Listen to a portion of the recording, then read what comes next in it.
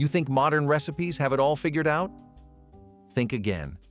Buried in dusty cookbooks and handwritten recipe cards are dishes so delicious, so resourceful, that losing them would be a culinary tragedy. Let's dig into 60 old cookbook recipes you'll regret not learning. Crescent roll shrimp puffs were a sign that even budget cooking could feel glamorous during the cocktail party boom of mid-century America. You would wrap small shrimp in buttery crescent dough, sometimes with a smear of cream cheese or a sprinkle of herbs, and bake until puffed and golden. They came out of the oven looking like fancy hors d'oeuvres, even though they were made with everyday grocery staples. Housewives hosting bridge club nights or holiday gatherings loved them because they gave the table a polished look without requiring professional skill. They were just enough seafood to feel special, but not so much that they cost more than the average family could manage. The combination of shrimp and flaky pastry gave an instant lift to the mood, and for many people, it was their first introduction to seafood at home in a way that felt celebratory. Crescent cracker toffee was the ultimate quick candy, transforming simple crackers into buttery confection through brief baking with brown sugar mixture that bubbled and caramelized. Crackers lined pans while butter and sugar boiled together into rich toffee. Then this poured over crackers and baked until bubbling and golden. Once cooled completely, the sheet broke into pieces, each one delivering butterscotch richness with satisfying graham crunch underneath. Some bakers added chocolate layer for extra indulgence, creating triple texture treats. Within 10 minutes of prep, the candy sat ready for oven. During the 1950s, this appeared at bake sales and potlucks, made by mothers who needed impressive treats quickly. The recipe was foolproof. If you could boil and pour, you could make toffee. Children loved breaking sheets, creating irregular shards perfect for snacking.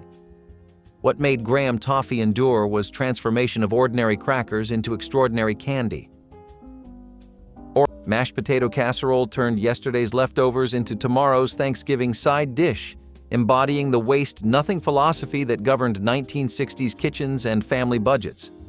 Cold mashed potatoes were mixed with a beaten egg to bind them together, spread evenly in a buttered baking dish, and topped with breadcrumbs made from dried bread crust that had been saved throughout the week.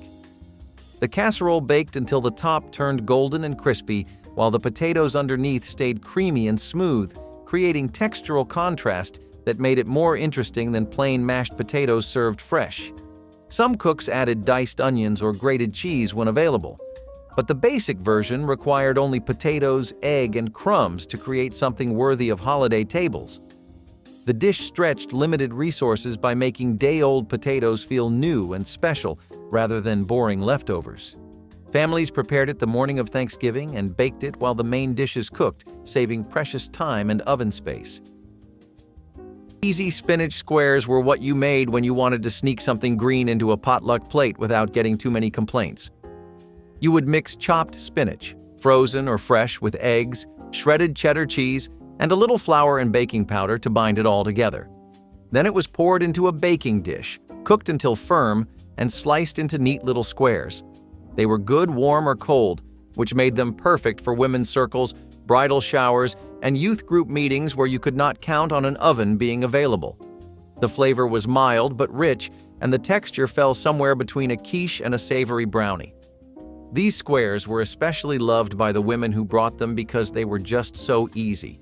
No crust, no fuss, just a big mixing bowl and a square pan. They showed up in dozens of church cookbooks from the 1960s and 1970s, often with hand-scribbled notes in the margin like "add nutmeg" or "great with hot sauce." You might not think of spinach as a crowd pleaser, but when it came baked with cheese and egg into a tidy little square, it sure had a way of disappearing fast.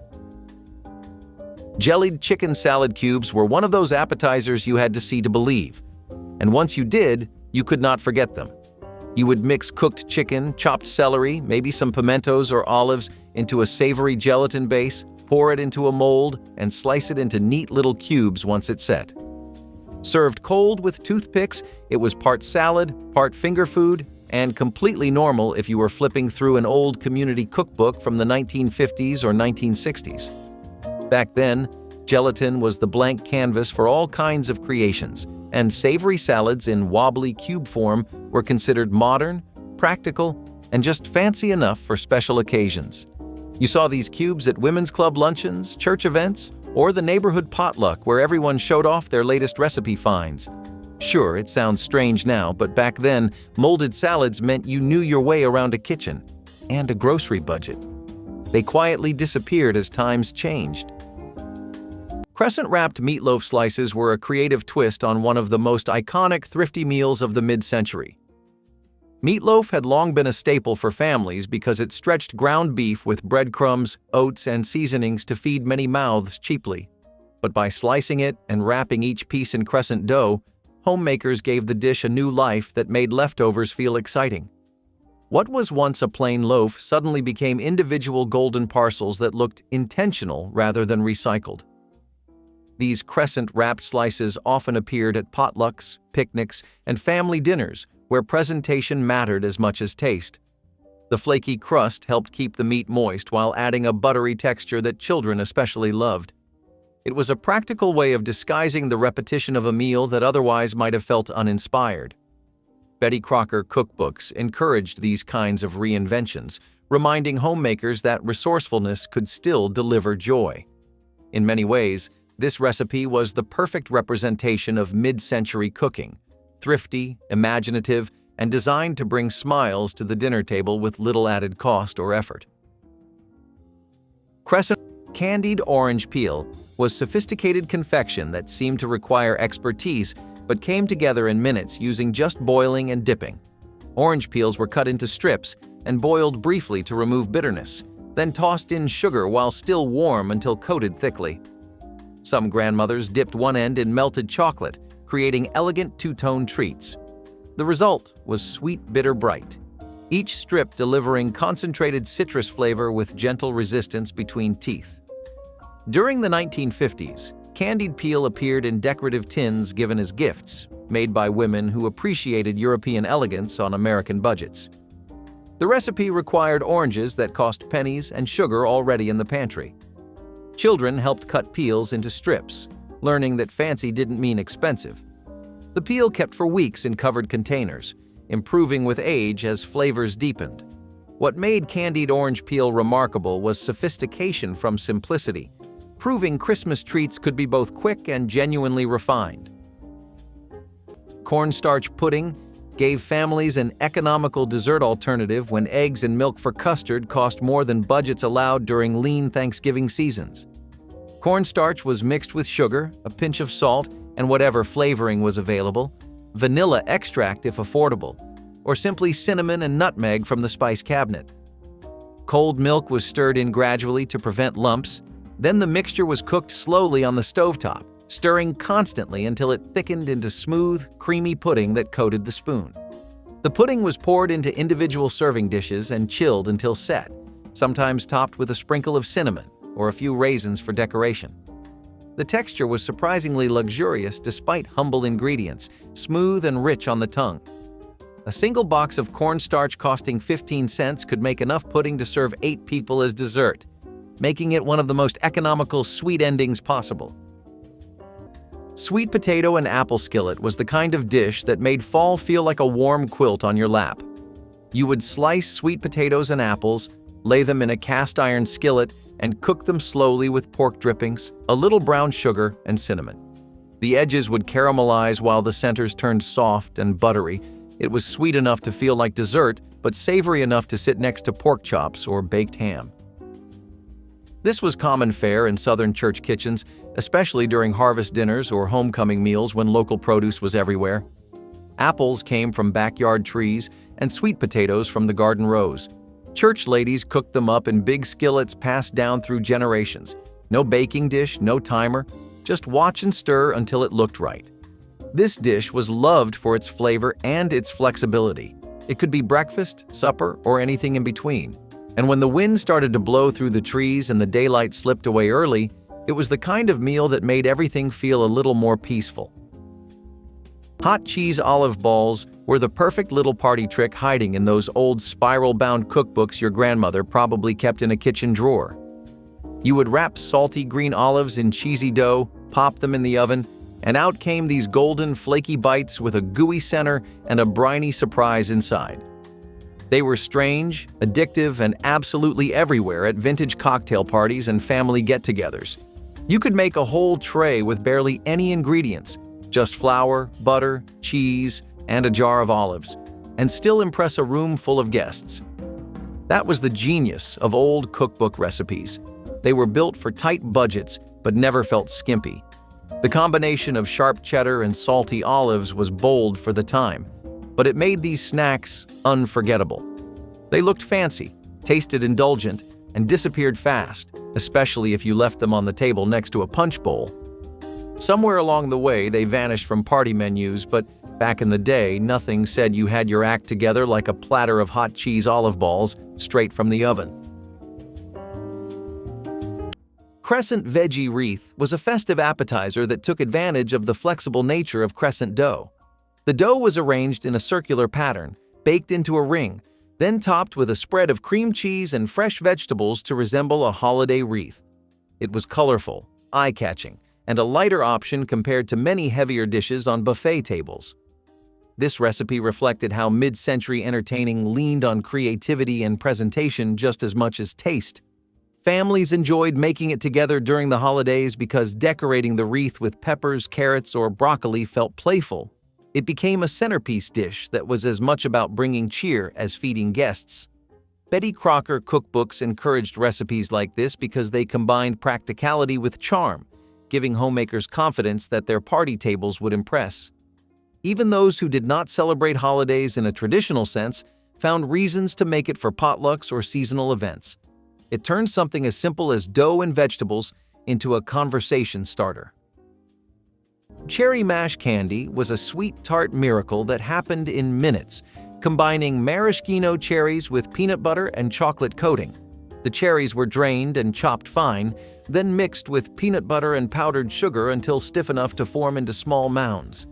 These centers were chilled briefly while chocolate melted, then each piece was dipped and set to harden. Within 10 minutes, dozens of candies sat ready, their bright red centers peeking through dark chocolate shells. During the 1960s, cherry mash appeared at Christmas parties and church bazaars, made by women who appreciated how store-bought elegance emerged from pantry staples. The combination of sweet cherries, creamy peanut butter, and rich chocolate created flavor complexity that seemed impossible from such quick assembly. Children loved the surprise of cherry bursts. What made cherry mash special was how it transformed canned fruit into something that looked and tasted professionally made. Water gravy transformed basic ingredients into sauce that made dry meat and plain dressing taste like abundance for budget-conscious families.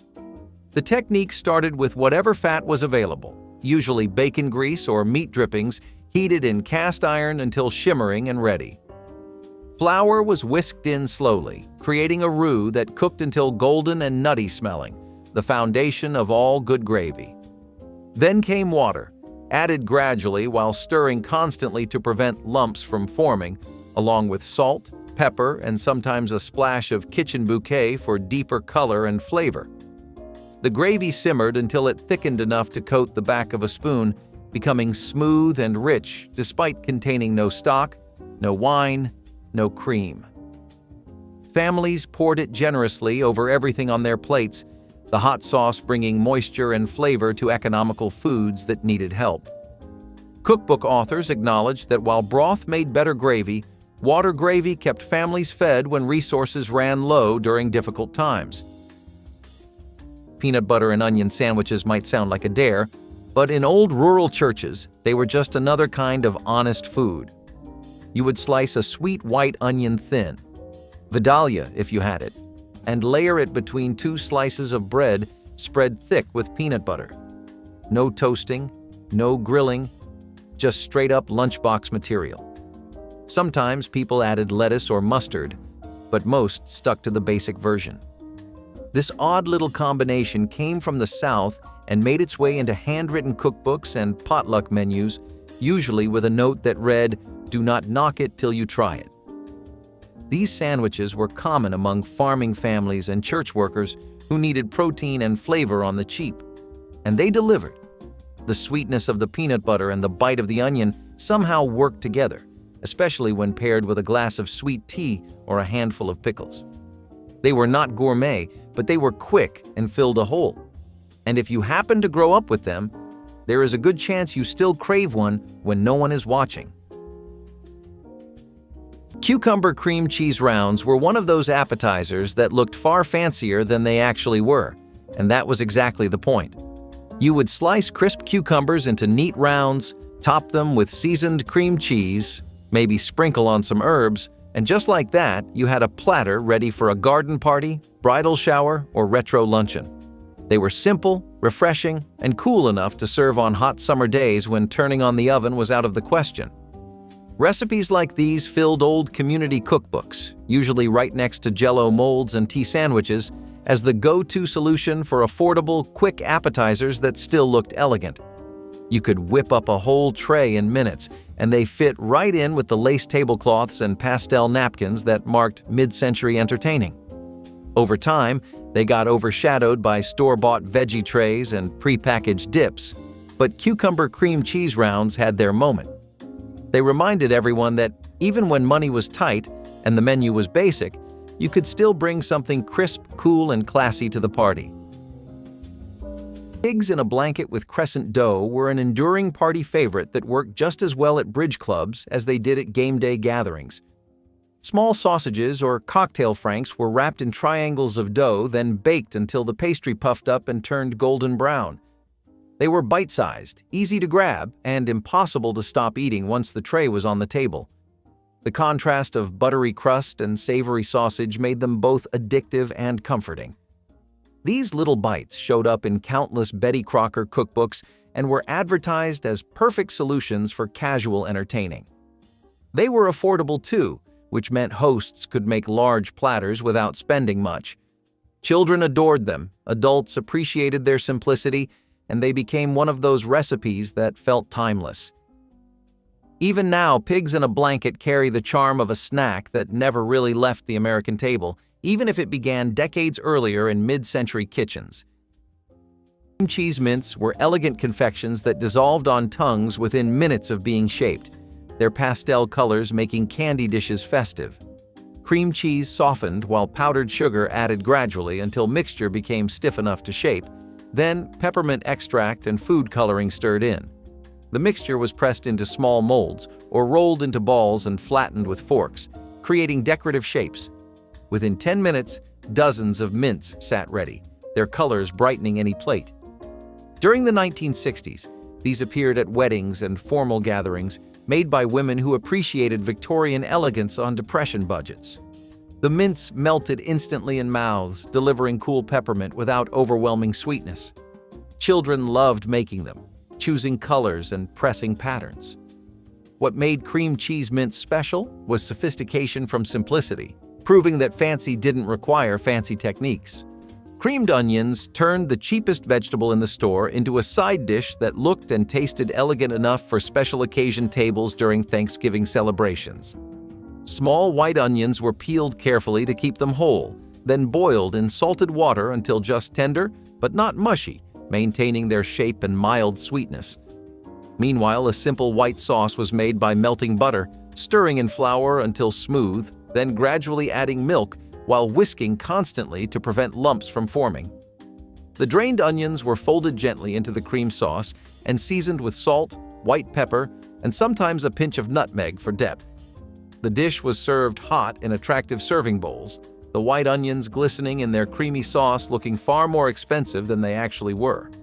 A bag of onions costing 20 cents could feed 10 people when prepared this way, making creamed onions one of the most economical yet impressive-looking sides possible.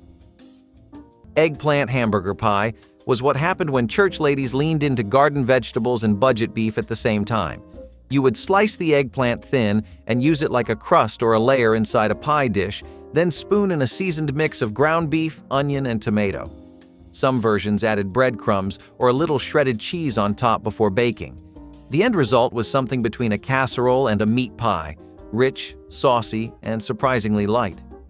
Eggplant was never the star of church dinners, but in the right hands it carried a lot of weight. It was cheap, it soaked up flavor, and it came straight from backyard gardens during summer months. This dish was especially popular in regions with Italian or Greek congregations where Mediterranean cooking naturally found its way into church kitchens. But even in Midwest cookbooks, eggplant hamburger pie made appearances as a clever, meat-stretching recipe that helped families get through a week.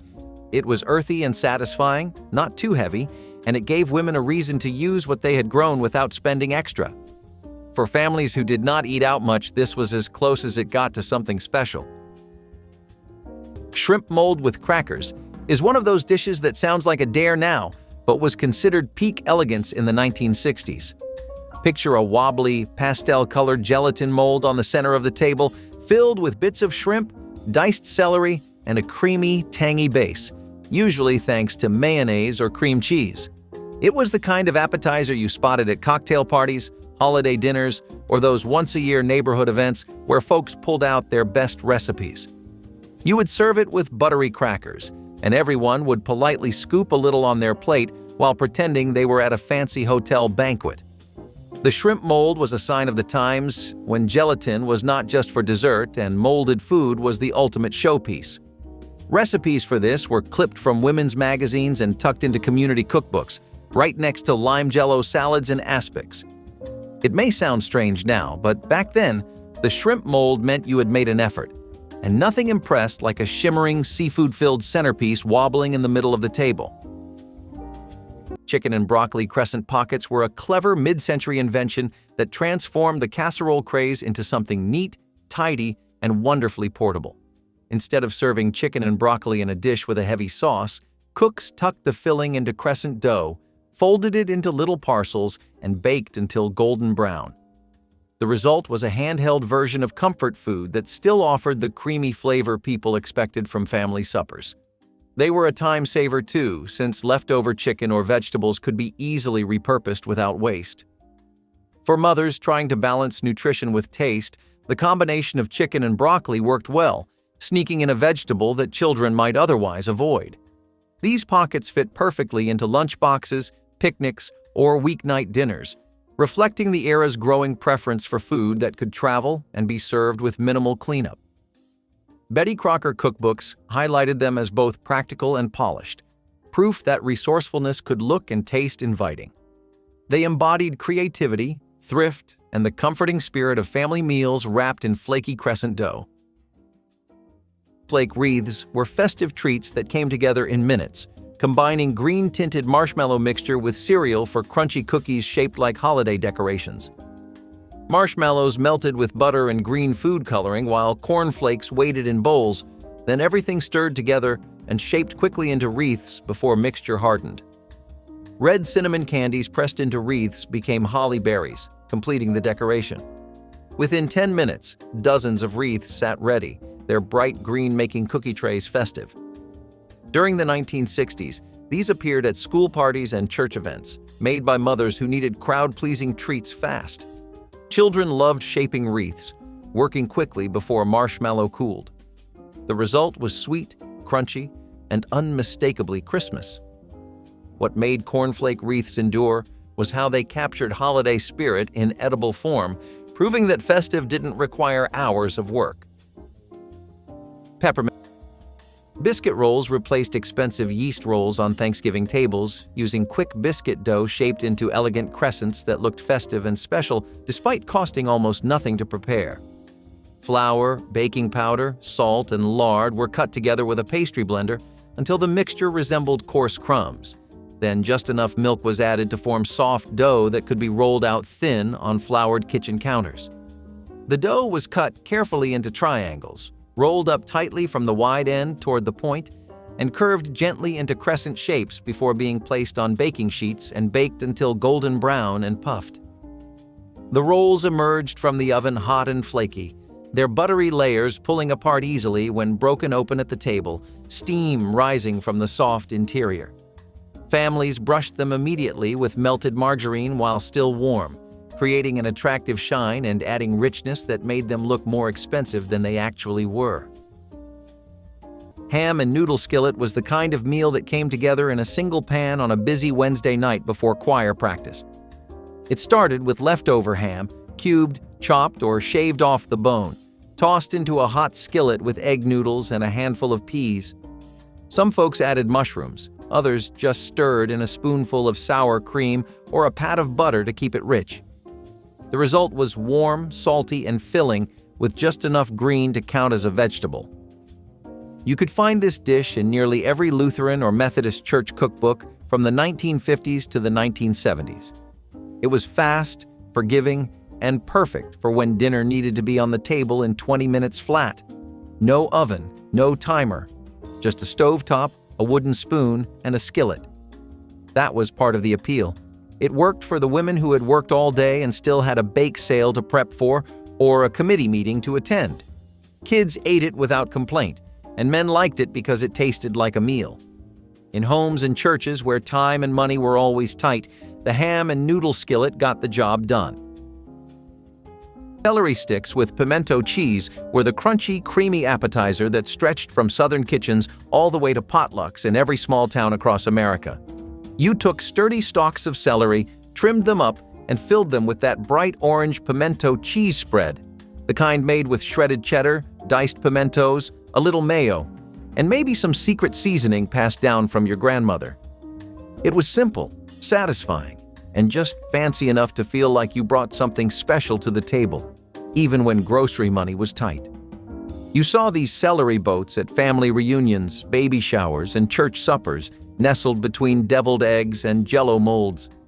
They were crunchy, cheesy, and gone in minutes, especially if you had kids circling the snack table. Somewhere along the way, they vanished from most parties, replaced by store-bought dips and vegetable trays that never quite hit the same. But for anyone who remembers them, celery with pimento cheese was more than just an appetizer. It was a reminder of how to make the most of what you had and do it with a little style. Crescent roll pizza pockets were a playful twist on Italian-American pizza that gained traction during the 1970s when families wanted fun, kid-friendly meals at home. By filling crescent dough with sauce, mozzarella, and small toppings like pepperoni or vegetables, home cooks could recreate the flavors of a pizzeria in bite-sized form.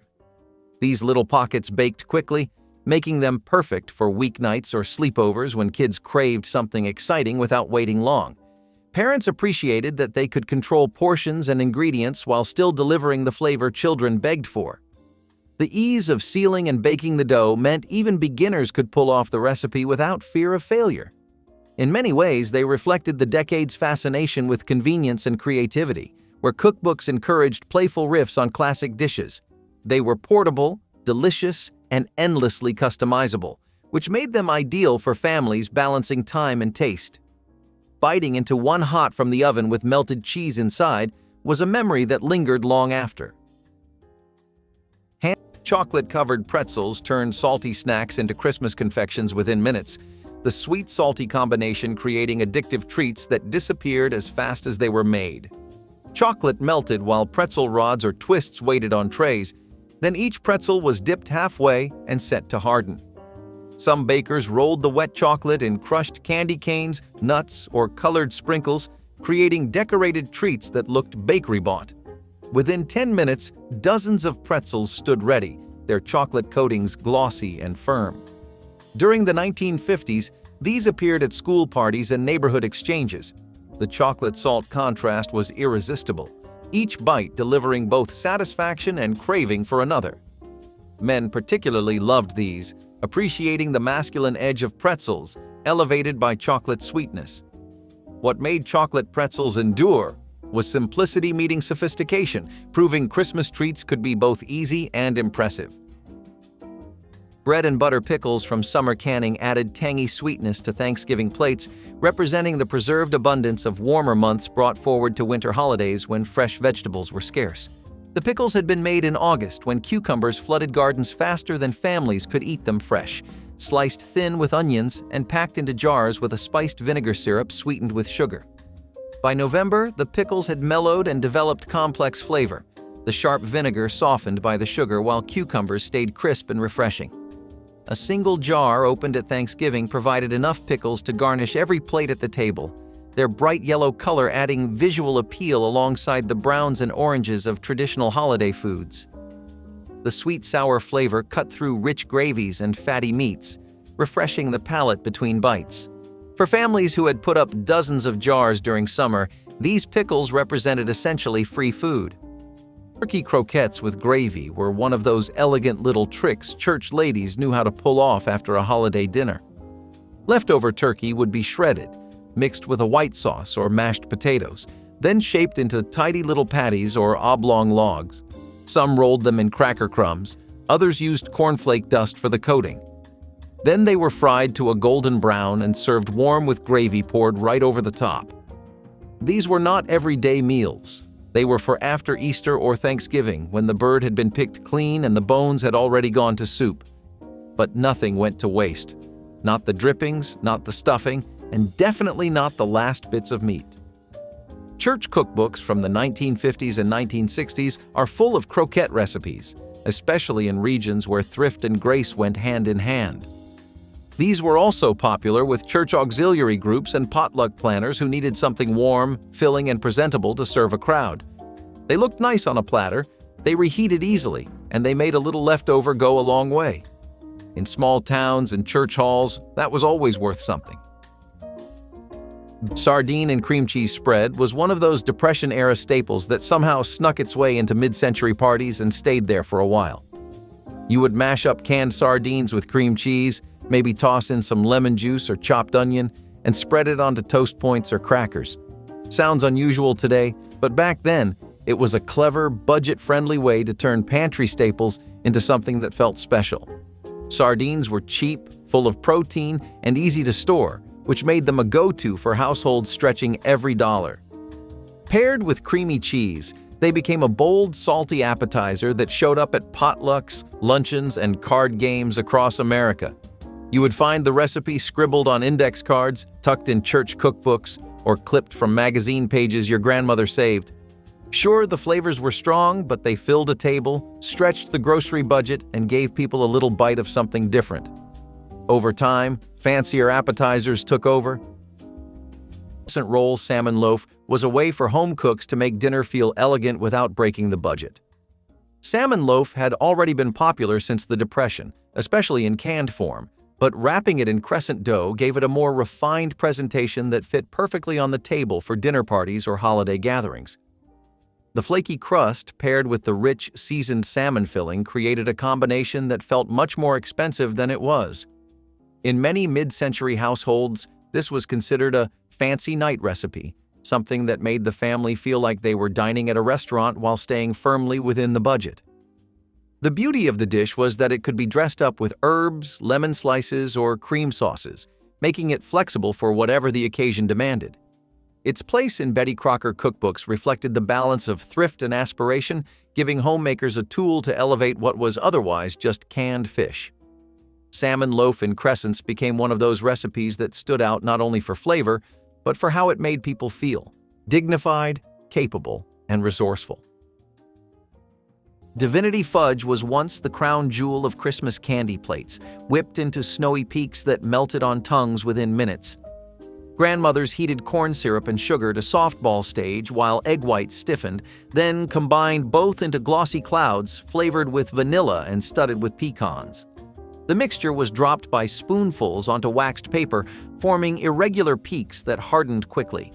Within 10 minutes, the candy transformed into sweet, airy confections that dissolved in your mouth. During the 1950s, Divinity appeared at every church social, made by women who understood impressive didn't require hours. The recipe demanded attention to weather. Humid days spelled disaster. But on crisp December afternoons, Divinity came together like magic. Children watched as glossy mixture transformed from liquid to solid. What made Divinity remarkable was how something delicate and beautiful emerged from rapid preparation, proving Christmas elegance could happen in moments. Mock turkey loaf was the centerpiece that saved Thanksgiving when whole birds cost too much for struggling families.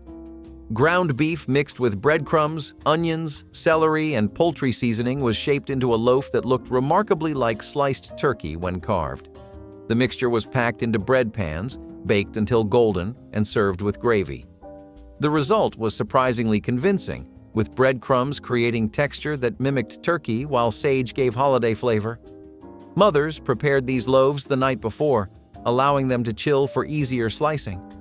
Children couldn't tell the difference when smothered in gravy, and adults appreciated stretching 2 pounds of beef into meals feeding 8 people. The loaf represented dignity during hardship, allowing families to gather around something resembling celebration. Cookbooks from 1963 featured multiple versions. Beef and cabbage casserole was a dish you could smell down the church basement stairs long before you saw it. It started with ground beef browned in a skillet, sometimes with onion or a bit of garlic salt. Then came chopped cabbage, tomato soup, and maybe a sprinkle of rice or elbow macaroni to stretch it. All of it went into a casserole dish and baked until the top browned and the edges bubbled up. It was not fancy, but it stuck with you. In colder regions, especially during late fall suppers and Lenten fundraisers, this casserole was a dependable standby. It filled bellies fast and had that tangy sweet tomato flavor people kept coming back for. Some church ladies added Worcestershire sauce or topped it with crushed crackers. Others swore by using V8 juice instead of soup. But no matter the variation, the soul of the dish stayed the same. Cheap beef, fresh or old cabbage, and whatever starch would hold it all together. You could cook it in the morning, reheat it in the evening, and feel good about not spending much. It made its way into church cookbooks because it was a humble classic, the kind of meal that fed people well and asked for very little in return. Ham salad pinwheels were the quirky little snack that somehow showed up at nearly every family get-together, neighborhood party, or church social back in the day. You would take slices of sandwich bread, flatten them out, spread on that creamy ham salad mixture, roll it up tight, and slice it into neat little spirals.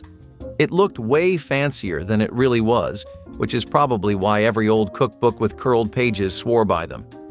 Ham salad itself was a thrifty recipe made with ground ham, mayonnaise, and whatever odds and ends you had in the fridge, sometimes relish, sometimes chopped pickles, even hard-boiled eggs when you were feeling extravagant. It stretched leftover meat into enough filling for an entire party platter, and those pinwheels made sure nothing went to waste. They were the kind of thing you saw at baby showers, school fundraisers, and potlucks where everyone brought something homemade. Over time, they quietly slipped off menus as fancier finger foods took over. Crescent roll hot dog wraps were the kind of fun, quick trick that could turn an ordinary package of Franks into something kids begged for again and again. Instead of simply boiling or frying hot dogs, home cooks wrapped each one in buttery crescent dough and baked them until golden. The scent that filled the kitchen was unmistakable, a mix of toasted bread and sizzling hot dog, and it felt like a celebration even on a weeknight. These little rolls were perfect for lunchboxes, after-school snacks, or birthday parties, and they looked more impressive than the small effort it took to make them. Parents loved how fast they came together and how reliable the recipe was, while kids were thrilled at the novelty of having their favorite food wrapped up like a gift. This was the kind of Betty Crocker idea that spread quickly through kitchens across America because it required little more than a can of dough and a package of Franks. Even today, the memory of biting into that flaky crust with a hot dog inside can take people right back to childhood. Christmas Crunch candy combined saltine crackers with toffee coating in minutes, creating addictive, sweet, salty treats that disappeared faster than they were made. Crackers lined baking sheets while butter and brown sugar boiled together, then this bubbling mixture poured over crackers and baked briefly. Chocolate chips scattered over hot toffee melted instantly, spreading smooth with knife strokes. Then the whole sheet was chilled. Once hardened, the candy broke into irregular shards, each one delivering crunch followed by chocolate smoothness. During the 1960s, this appeared at every party, made by women who appreciated how crackers transformed into elegant confection. The recipe was foolproof and infinitely variable. Different chocolates, added nuts, or sprinkles created endless versions. Children loved breaking sheets into pieces, competing to create the biggest shards. What made Christmas Crunch remarkable was how humble crackers became sophisticated candy through simple technique. Vinegar coleslaw bypassed expensive mayonnaise by using a simple vinegar-based dressing that was tangy, refreshing, and kept perfectly without refrigeration during long holiday dinners. Cabbage was shredded finely and combined with grated carrots for color, then dressed with a mixture of vinegar, sugar, salt, and celery seeds stirred together until the sugar dissolved completely. The slaw was mixed thoroughly and left to sit for at least an hour, allowing the vegetables to soften slightly and release their juices, which mingled with the dressing to create a light, flavorful coating. The result was crisp, tangy, and sweet all at once, providing refreshing contrast to rich holiday foods without adding heaviness. A head of cabbage costing 15 cents could make enough slaw to serve a dozen people when shredded fine and dressed properly. The vinegar dressing meant the slaw actually improved as it sat, making it perfect for preparing ahead during busy holiday cooking schedules.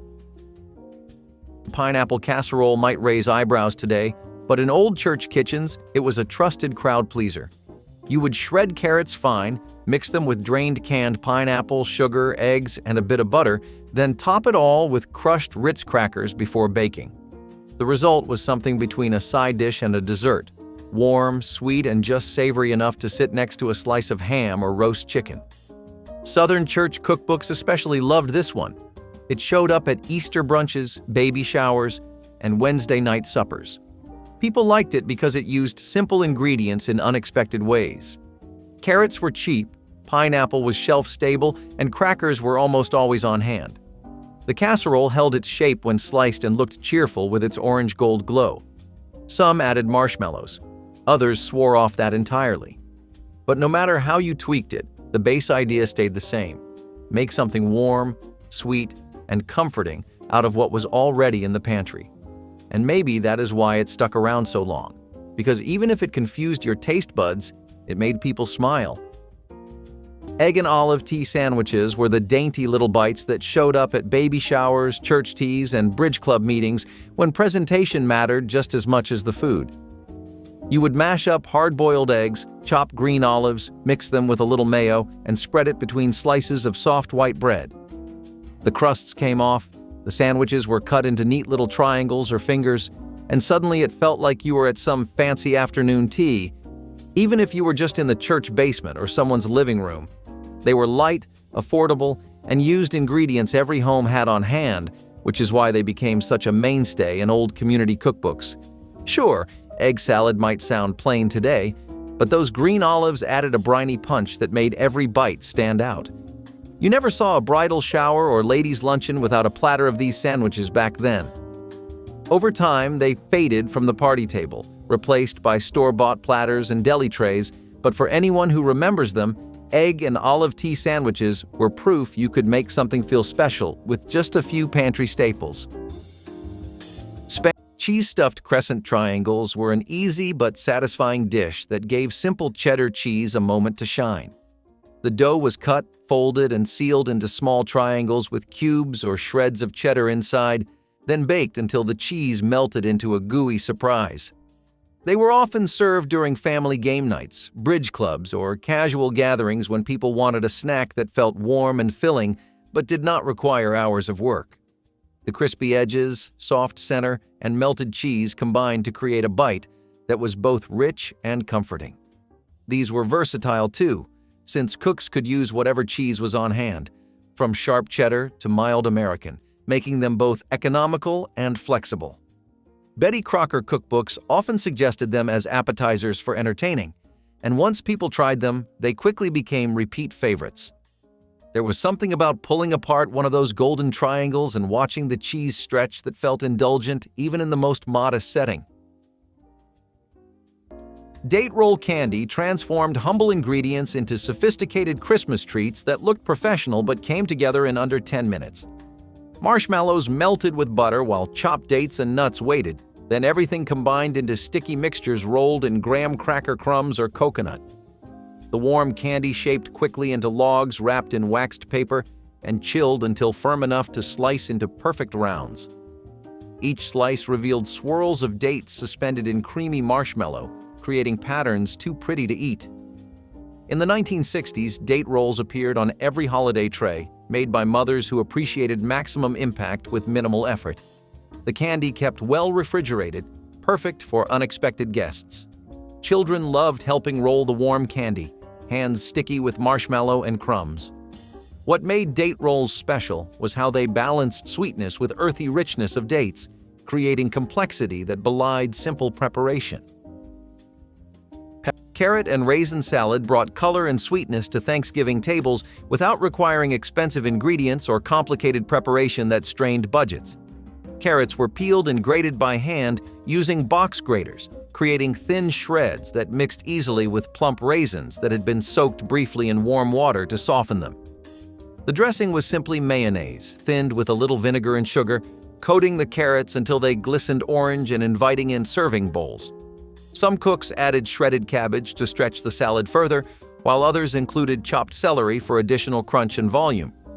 The result was sweet, tangy, and refreshing, providing textural contrast to heavier holiday foods while adding vitamins that struggling families needed. Children particularly loved this salad because the raisins offered little bursts of candy-like sweetness hidden among the vegetables. A pound of carrots and small box of raisins created enough salad for 12 people. Creamed dried beef over rice was a salt-forward spin on a military classic that church cookbooks welcomed with open arms. This version took thin slices of dried beef, sometimes from a jar, sometimes packaged like cold cuts, and simmered them in a thick white sauce made from butter, flour, and milk. Instead of spooning it over toast, you would ladle it onto hot cooked rice, letting the sauce sink into every grain. It was richer, more filling, and gave the illusion of a meal even when the fridge was close to empty. The recipe came from war rationing and military mess halls but got dressed up for church kitchens and family tables. It was quick, pantry-friendly, and made a little beef go a long way. You could stretch it even more with peas or chopped hard-boiled eggs stirred in, which many housewives did when feeding more than 2 or 3 mouths. It was the kind of meal that said, "We are making do and we are doing it well." It is mostly forgotten now, but ask anyone who grew up on it, and they will tell you, it really did hit the spot. Crab Rangoon dip with wonton chips was the creamy, cheesy appetizer that brought a little American Chinese takeout flair straight to your party table. You would mix crab meat, usually the canned or imitation kind, with cream cheese, seasonings, and maybe a little green onion, then bake it until bubbly and golden. Paired with crispy fried wonton chips, it was crunchy, creamy, and full of that savory richness that had people hovering around the snack table. Recipes like this exploded in the 70s and 80s, showing up in suburban cookbooks, magazine clippings, and those spiral-bound recipe books your grandmother kept tucked away. It was inspired by the crab rangoon you got at takeout joints, but this version was easier to make for a crowd and a lot cheaper. You would spot it at potlucks, family get-togethers, and backyard parties where everyone brought something to share. Apple pie crescent turnovers were a clever shortcut dessert that let homemakers mimic the flavor of a freshly baked pie without the hours of effort. Instead of rolling out crust from scratch, canned crescent dough provided a flaky shell for a quick filling of apples, cinnamon, and sugar. The turnovers baked up golden, bubbling slightly at the seams, and filled the house with the unmistakable scent of apple pie. They were smaller and simpler than a traditional pie, making them ideal for everyday family desserts or after-school treats. This was the kind of recipe that mothers could whip up on short notice when children begged for something sweet. It was thrifty too, since canned apple pie filling worked just as well as fresh apples, which saved time and money.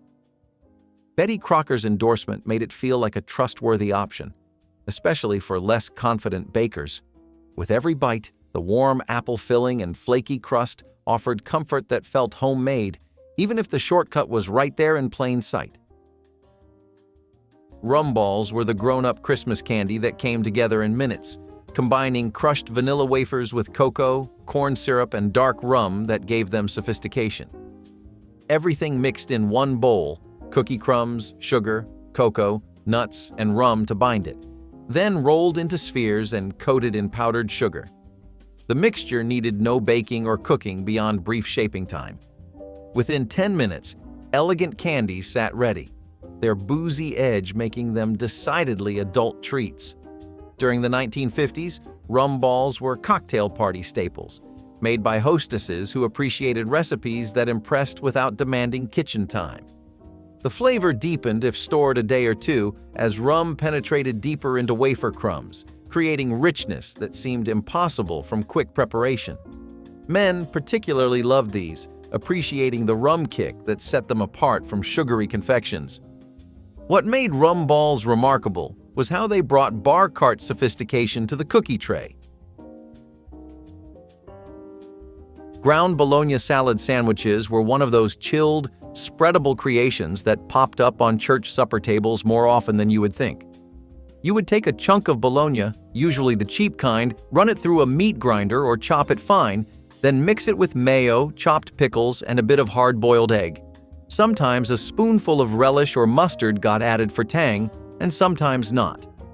The result was a creamy, meaty spread perfect for sandwich bread, saltines, or celery sticks. It was not elegant, but it was dependable. Church ladies loved it because it could be made in advance and kept cold until needed. It showed up at funeral receptions, youth nights, and sandwich socials where the goal was to feed many and spend little. Kids liked it for the mild flavor. Grown-ups liked it because it reminded them of simpler times. You would find this recipe handwritten in the margins of old cookbooks, sometimes labeled bologna spread or sandwich filler. It was humble, a little strange, and deeply familiar if you grew up around it. Just one bite and it came right back.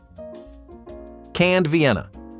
Sausage canapés were the appetizer you pulled together when payday was still a week away, but you wanted to show up with something. You would open a can of those soft little sausages, slice them up, and stack them on crackers with a dab of mustard, cheese, or relish, whatever you had in the fridge.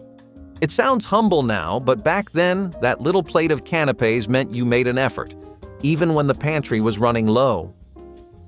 Vienna sausages were cheap, easy to store, and a staple in homes where stretching meals was just how you lived. You saw them at school events, potlucks, and family gatherings, where every dish told a story of making the most with what you had. Those little sausage bites filled bellies, fueled conversations, and kept parties going on a dime. They might have disappeared as fancier snacks took over, but anyone who grew up on them remembers how proud you felt bringing a full tray of appetizers to the table, even if they came straight from a can. Crescent roll chocolate marshmallow crescents were a nostalgic way to bring campfire flavors indoors when families wanted a taste of fun without leaving the kitchen. A square of chocolate and a marshmallow were tucked inside the dough, rolled up and baked until the outside was flaky and the inside melted into gooey sweetness. For kids, it was like discovering a secret candy hidden inside a pastry, and for parents, it was an easy dessert that took almost no effort. The smell of marshmallow and chocolate escaping from the oven was enough to gather everyone around the table in excitement. They were especially popular at sleepovers and Friday movie nights, when making s'mores outside was not possible. Betty Crocker made sure to show how playful baking could be, and recipes like this gave families a reason to laugh, share stories, and enjoy the kind of sweetness that lingered in memory long after. Peanut butter fudge without cooking was a revelation to busy holiday bakers. Creamy squares that came together with just stirring and set firm without thermometers or candy stages. Peanut butter blended with softened butter until smooth, then powdered sugar folded in gradually until the mixture became thick and fudge-like. This was pressed into pans, scored into squares, and chilled briefly until firm enough to cut. Within 10 minutes of mixing, the fudge sat ready, its rich peanut flavor balanced by just enough sweetness. During the 1960s, this recipe circulated through church groups and neighborhood coffee klatches shared by women who valued reliable results. The fudge kept for weeks in tins, making it perfect for gift-giving or keeping on hand for unexpected guests. Children helped measure and stir, learning that candy making didn't require mystery or danger. What made this fudge special was how it delivered authentic candy shop richness through nothing more than vigorous stirring and patience. Gelatin vegetable salad turned a packet of flavored gelatin into an elegant-looking side dish that impressed guests while costing almost nothing to prepare for holiday gatherings. Lime or lemon gelatin was dissolved in boiling water, then cold water was added along with finely diced vegetables, usually cabbage, carrots, and celery chopped by hand into tiny pieces. The mixture was poured into decorative molds or simple glass dishes and chilled overnight until set firm and jiggly. The finished salad was unmolded onto lettuce leaves if available, or simply served in squares cut from the pan. The bright green or yellow color made it look festive and special on Thanksgiving tables, and the sweet tart gelatin flavor contrasted interestingly with crunchy vegetables suspended throughout. A single package of gelatin costing 10 cents could be stretched with vegetables to serve 8 people. Children particularly enjoyed the jiggly texture, making this an easy way to get them to eat vegetables they might otherwise refuse. Rice ring with creamed mushrooms was the kind of supper dish that looked like it belonged on a magazine cover, but came from a 5-ingredient recipe in the back of a spiral-bound church cookbook. You would mold cooked rice, flavored with butter and maybe a bouillon cube, into a ring using a bundt pan or gelatin mold. Then you would fill the center with creamed mushrooms made from a simple white sauce and canned or fresh mushrooms sautéed in butter. It held its shape, looked impressive, and tasted warm and earthy. Dishes like this were popular for Sunday socials and women's luncheons, where the goal was to serve something filling that still had a little flair. Church ladies knew presentation mattered, especially when the ingredients were plain. Rice was cheap, mushrooms could be foraged or bought in bulk, and butter made everything feel a bit more special. This was a dish that traveled well, reheated easily, and made just enough fuss to feel intentional without being fussy. You could feed a dozen people without breaking a sweat, or your grocery budget. And if there was any left, it was even better the next day. Cheap pickle and bologna roll-ups were the ultimate frugal appetizer that made every potluck, party, and picnic table feel complete. You would grab slices of bologna, cheap, easy to find, and always in the fridge. Spread them with a little cream cheese or mustard, roll them around a dill pickle, and secure the whole thing with a toothpick. That was it. No complicated steps, no fancy ingredients, just pure, practical snack engineering. It was the kind of food you saw in old church cookbooks and school event guides, where every recipe had to be affordable and able to feed a crowd. The saltiness of the pickle mixed with the soft bologna made for a snack that was weirdly addictive, especially if you were a kid sneaking one off the plate before dinner started. Over the years, they quietly disappeared as deli platters and store-bought hors d'oeuvres took over. But those little roll-ups were a lifesaver for families who wanted to stretch ingredients and still show up with something on the table.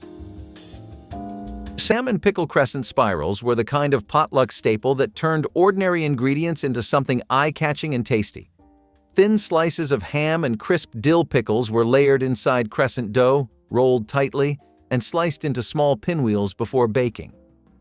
The result was a salty, tangy, and buttery snack that was as fun to look at as it was to eat. These spirals fit right into the tradition of church suppers, community gatherings, and holiday buffets where trays of bite-sized foods were passed around for everyone to share. The flavor was unexpected, but surprisingly balanced, with the sharp pickle cutting through the richness of the ham and dough. Many people first encountered them at a party, then went home eager to try making them themselves because of how simple they were.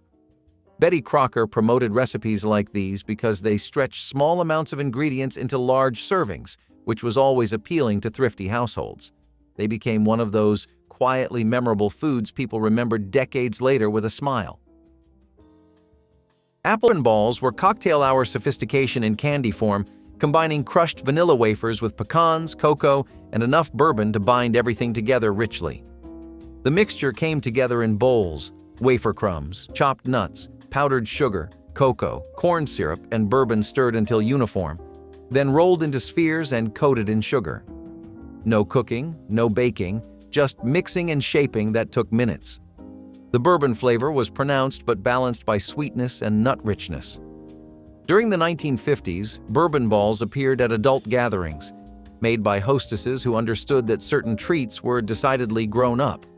The candies improved with storage as flavors melded, making them perfect for preparing ahead. Men appreciated the honest alcohol content, while women valued the sophisticated edge. What made bourbon balls special was how they brought bar cart elegance to candy trays, proving that Christmas treats could be both quick and refined. Bread pudding represented the ultimate waste-nothing dessert, transforming stale bread that might otherwise be thrown away into something sweet, comforting, and deeply satisfying for Thanksgiving celebrations. Old bread was torn into pieces and soaked in a mixture of milk, beaten eggs, sugar, vanilla extract if available, and warm spices like cinnamon and nutmeg until completely saturated. The soggy bread mixture was poured into a buttered baking dish and baked slowly until the custard set and the top turned golden brown with slightly crispy edges. Some cooks added raisins when they were on sale, or chopped apples from the fall harvest, stretching the pudding further while adding texture and natural sweetness. The finished pudding was served warm, sometimes with a simple vanilla sauce made from sugar, butter, and milk cooked together until smooth. Half a loaf of stale bread could be transformed into dessert serving 8 people, making this one of the most economical sweet endings possible. Cabbage and potato gratin was an understated dish that did a whole lot with very little. You would slice the potatoes and cabbage thin, layer them in a casserole dish, and pour a simple white sauce over top. Just butter, flour, milk, and salt if that was all you had. Then it baked until the top turned golden and the cabbage softened into something rich and buttery beneath the potatoes. This was not a showstopper meal. It was weekday food, the kind of thing you made when meat was out of reach, but you still needed supper on the table and something to stick with you through the night. It showed up often in church cookbooks from cold climate states where cabbage and potatoes were local staples and kept well all year. The flavors were plain, but they did not have to be fancy to feel satisfying. A sprinkle of cheese if you had it, breadcrumbs if you did not.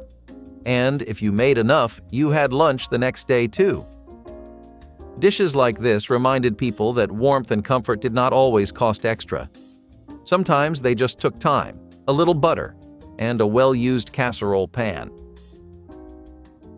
Tomato aspic bites are the kind of appetizer that could only come from an era where gelatin ruled the dinner table. You would take seasoned tomato juice, mix it with plain gelatin, let it set until firm, and then slice it into neat little cubes to serve cold with toothpicks. Sounds odd today, but back then, this was considered downright sophisticated, especially when you arranged them on a platter with olives, celery, or pickles. Tomato aspic showed up at luncheons, church socials, and neighborhood gatherings, often clipped straight from community cookbooks with pages curling at the edges. It was part salad, part appetizer, part conversation starter, and completely normal during the mid-century boom of molded foods. The tangy tomato flavor, seasoned with Worcestershire or lemon juice, was refreshing, especially for hot summer get-togethers where you needed something cool and light. People loved it because it looked fancy but cost next to nothing to make, which was always a winning combination for busy households. Roll stromboli was an Americanized take on an Italian loaf that quickly became a dependable family favorite. Traditional stromboli called for yeast dough that required time to rise and patience to prepare, but Betty Crocker cookbooks found a shortcut that fit the rhythm of mid-century households. By using crescent dough instead of a traditional loaf, home cooks could skip the long process and still end up with something hearty, filling, and impressive enough to put at the center of the table. Cold cuts such as salami, ham, or pepperoni were layered with cheeses like mozzarella or provolone, sprinkled with herbs, and rolled tightly into a log before being baked. Once it came out of the oven, the loaf could be sliced into golden, cheesy spirals that showed off the beautiful layers inside. Families loved how it could serve as a dinner, a snack, or even a party centerpiece when paired with salad or dipping sauce.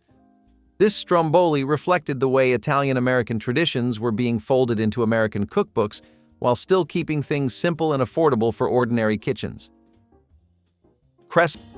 Marshmallow pops transformed plain marshmallows into festive Christmas treats within minutes, dipped in chocolate and rolled in crushed candies or sprinkles. Large marshmallows were skewered on lollipop sticks while chocolate melted, then each one was dipped and immediately rolled in toppings before chocolate set. The result was adorable, little spheres decorated in red and green, standing upright in styrofoam blocks to dry. Within 10 minutes, dozens of pops stood ready for gift bags or party favors. During the 1960s, these appeared at school parties and church events, made by mothers who needed crowd-pleasing treats fast. Children loved making them, choosing their own topping combinations and creating patterns with sprinkles. The marshmallow stayed soft inside while chocolate provided satisfying crunch. What made Marshmallow Pops special was how they transformed basic ingredients into something that looked store-bought, proving that Christmas magic came from creativity, not complexity. Green bean vinaigrette replaced expensive green bean casserole on budget-conscious Thanksgiving tables, using simple garden vegetables and pantry staples instead of costly cream and canned soup that strained budgets. Fresh or canned green beans were drained thoroughly and arranged attractively in serving dishes, then dressed generously with a mixture of vinegar, sugar, and salad oil, whisked together with salt and pepper until well blended. Thinly sliced onions were scattered over the top, their sharp flavor mellowing slightly in the acidic dressing as it sat. The result was bright, tangy, and refreshing, cutting through the richness of heavier holiday foods while providing vegetables that families needed for balanced nutrition. The dish could be served cold or at room temperature, eliminating the need for precious oven space or last-minute preparation during the busy holiday cooking rush. A pound of beans dressed with a quarter cup of vinaigrette fed 8 to 10 people as a substantial side dish. Mock chicken legs, often called city chicken, were one of the more creative illusions that came out of old church kitchens. You would take cubes of pork or veal, thread them onto wooden skewers, bread them like fried chicken, and then either fry or bake them. They had nothing to do with chicken except for the fact that they kind of looked like a drumstick when you picked one up. This dish became a hit in the Rust Belt during the 1930s and 1940s when chicken was actually more expensive than pork. Polish and Slovak communities took to it quickly, and so did the churches they were part of. You would find the recipe in all kinds of regional cookbooks from Ohio, Pennsylvania, and Michigan. These were especially common at church picnics, potlucks, and summer weddings where trays of chicken legs would come out hot and crispy. Some cooks dipped them in gravy, others just served them plain with mashed potatoes and green beans. They were easy to make in big batches and tasted even better the next day. Church ladies loved that. It was thrifty, it was fun, and it made folks smile when they realized the chicken was not chicken at all. Radish roses and veggie trays were the edible art that turned up at every potluck, shower, or holiday dinner when someone wanted to make the vegetable tray look extra special. You would take crisp radishes, slice them just right, soak them in ice water, and watch them bloom into delicate little rose shapes. Paired with celery sticks, carrot curls, and maybe a few olives, it turned plain old vegetables into a centerpiece worthy of the church basement or community hall. It was simple, budget-friendly, and gave off that feeling that someone took the time to make things look nice, even when groceries were stretched thin. Old cookbooks were full of instructions for radish roses and other vegetable carving tricks, and if you had a steady hand, you could turn a plain platter into something worth talking about. Over time, the art of vegetable trays faded, replaced by store-bought dips and pre-cut carrots that never looked half as nice. But for those who remember them, radish roses were not just food. They were proof that even the simplest ingredients could be turned into something beautiful. Breakfast crescent ring was the kind of dish that made weekend mornings feel like an occasion. Families would layer scrambled eggs, sausage crumbles, and shredded cheese inside crescent rolls that had been arranged in a circle, then bake them until golden and bubbling. When it came out of the oven, it looked like something you would expect from a professional bakery, yet it was made right at home with pantry staples. This dish became popular in the 1970s and 1980s as brunch culture started to take off, when families wanted food that felt celebratory but did not take hours to prepare. The ring shape made it easy to slice into wedges, which gave everyone a share without mess or fuss. Hosts loved serving it to guests because it looked impressive on the table while still being affordable, and children loved it because it was basically breakfast flavors in fun packaging. It was filling, versatile, and adaptable, often changing based on what meats or vegetables were on hand. At its core, the breakfast crescent ring showed how Betty Crocker recipes transformed simple ingredients into something that carried both warmth and a sense of pride. Cinnamon Toast Almonds turned plain nuts into addictive Christmas snacks through nothing more than tossing with egg whites, sugar, and spice. Egg whites were whisked foamy while almonds, sugar, and cinnamon mixed in separate bowls, then everything combined until nuts glistened with sweet coating. These were spread on baking sheets and baked briefly until fragrant and crispy. Within 10 minutes of prep, The almonds sat ready, their sugary coating hardened into crunchy shells. During the 1950s, these appeared in decorative jars and candy dishes made by hostesses who appreciated how elegant they looked. The cinnamon sugar coating was sweet but not overwhelming, letting almond flavor shine through. Men particularly loved these, eating handfuls while watching television or reading newspapers. Children helped mix nuts with coating, shaking bowls vigorously to distribute sugar evenly. What made cinnamon almonds endure was how simple ingredients created sophisticated snacking, proving quick could also mean impressive. Crisp depression dressing carried its name from the 1930s into 1960s kitchens where thrift remained essential for family survival. Day-old bread torn into chunks was mixed with diced onions, celery leaves that would otherwise be discarded, and just enough broth to moisten without making it soggy. The mixture contained no butter, no eggs, no expensive herbs beyond a pinch of dried sage saved from last year's garden. It was spread in shallow pans and baked until the top formed a golden crust while the interior stayed soft and savory, absorbing gravy beautifully. The dressing transformed humble bread into something that felt substantial and comforting on holiday tables. 6 slices of stale bread became enough dressing for 10 people when stretched with vegetables and liquid. The technique required attention, checking frequently to prevent burning while ensuring enough crispness developed. Home economists praised depression dressing as smart homemaking, teaching young wives how their grandmothers had survived harder times. Bacon-topped tomato pie was one of those strange little miracles that somehow felt fancy and frugal all at once. At its core, it was sliced tomatoes, sometimes fresh from the garden, sometimes canned, layered into a pie crust with mayonnaise, shredded cheese, and a touch of onion. On top went a lattice or crumble of bacon, the kind you saved and froze in wax paper until you had enough. Then it baked until everything melted together in a warm, bubbling mess that smelled like Sunday supper. This dish was especially beloved in Southern church cookbooks, where tomatoes were plentiful and bacon was considered a sacred ingredient. Women's auxiliaries made it for luncheons, potlucks, and summer picnics when it was too hot to cook anything heavier. It walked the line between a side dish and a main course, good enough to carry a meal if needed. Sometimes it had biscuit crusts, sometimes store-bought dough, but it always had that creamy, salty sweet thing going for it. It might not have looked elegant on the plate, but people went back for seconds. That was usually all the proof a church lady needed to call it a hit. Sour cream and onion chip dip with Ruffles was the snack table essential that somehow ended up at every neighborhood party, family gathering, and backyard cookout for decades.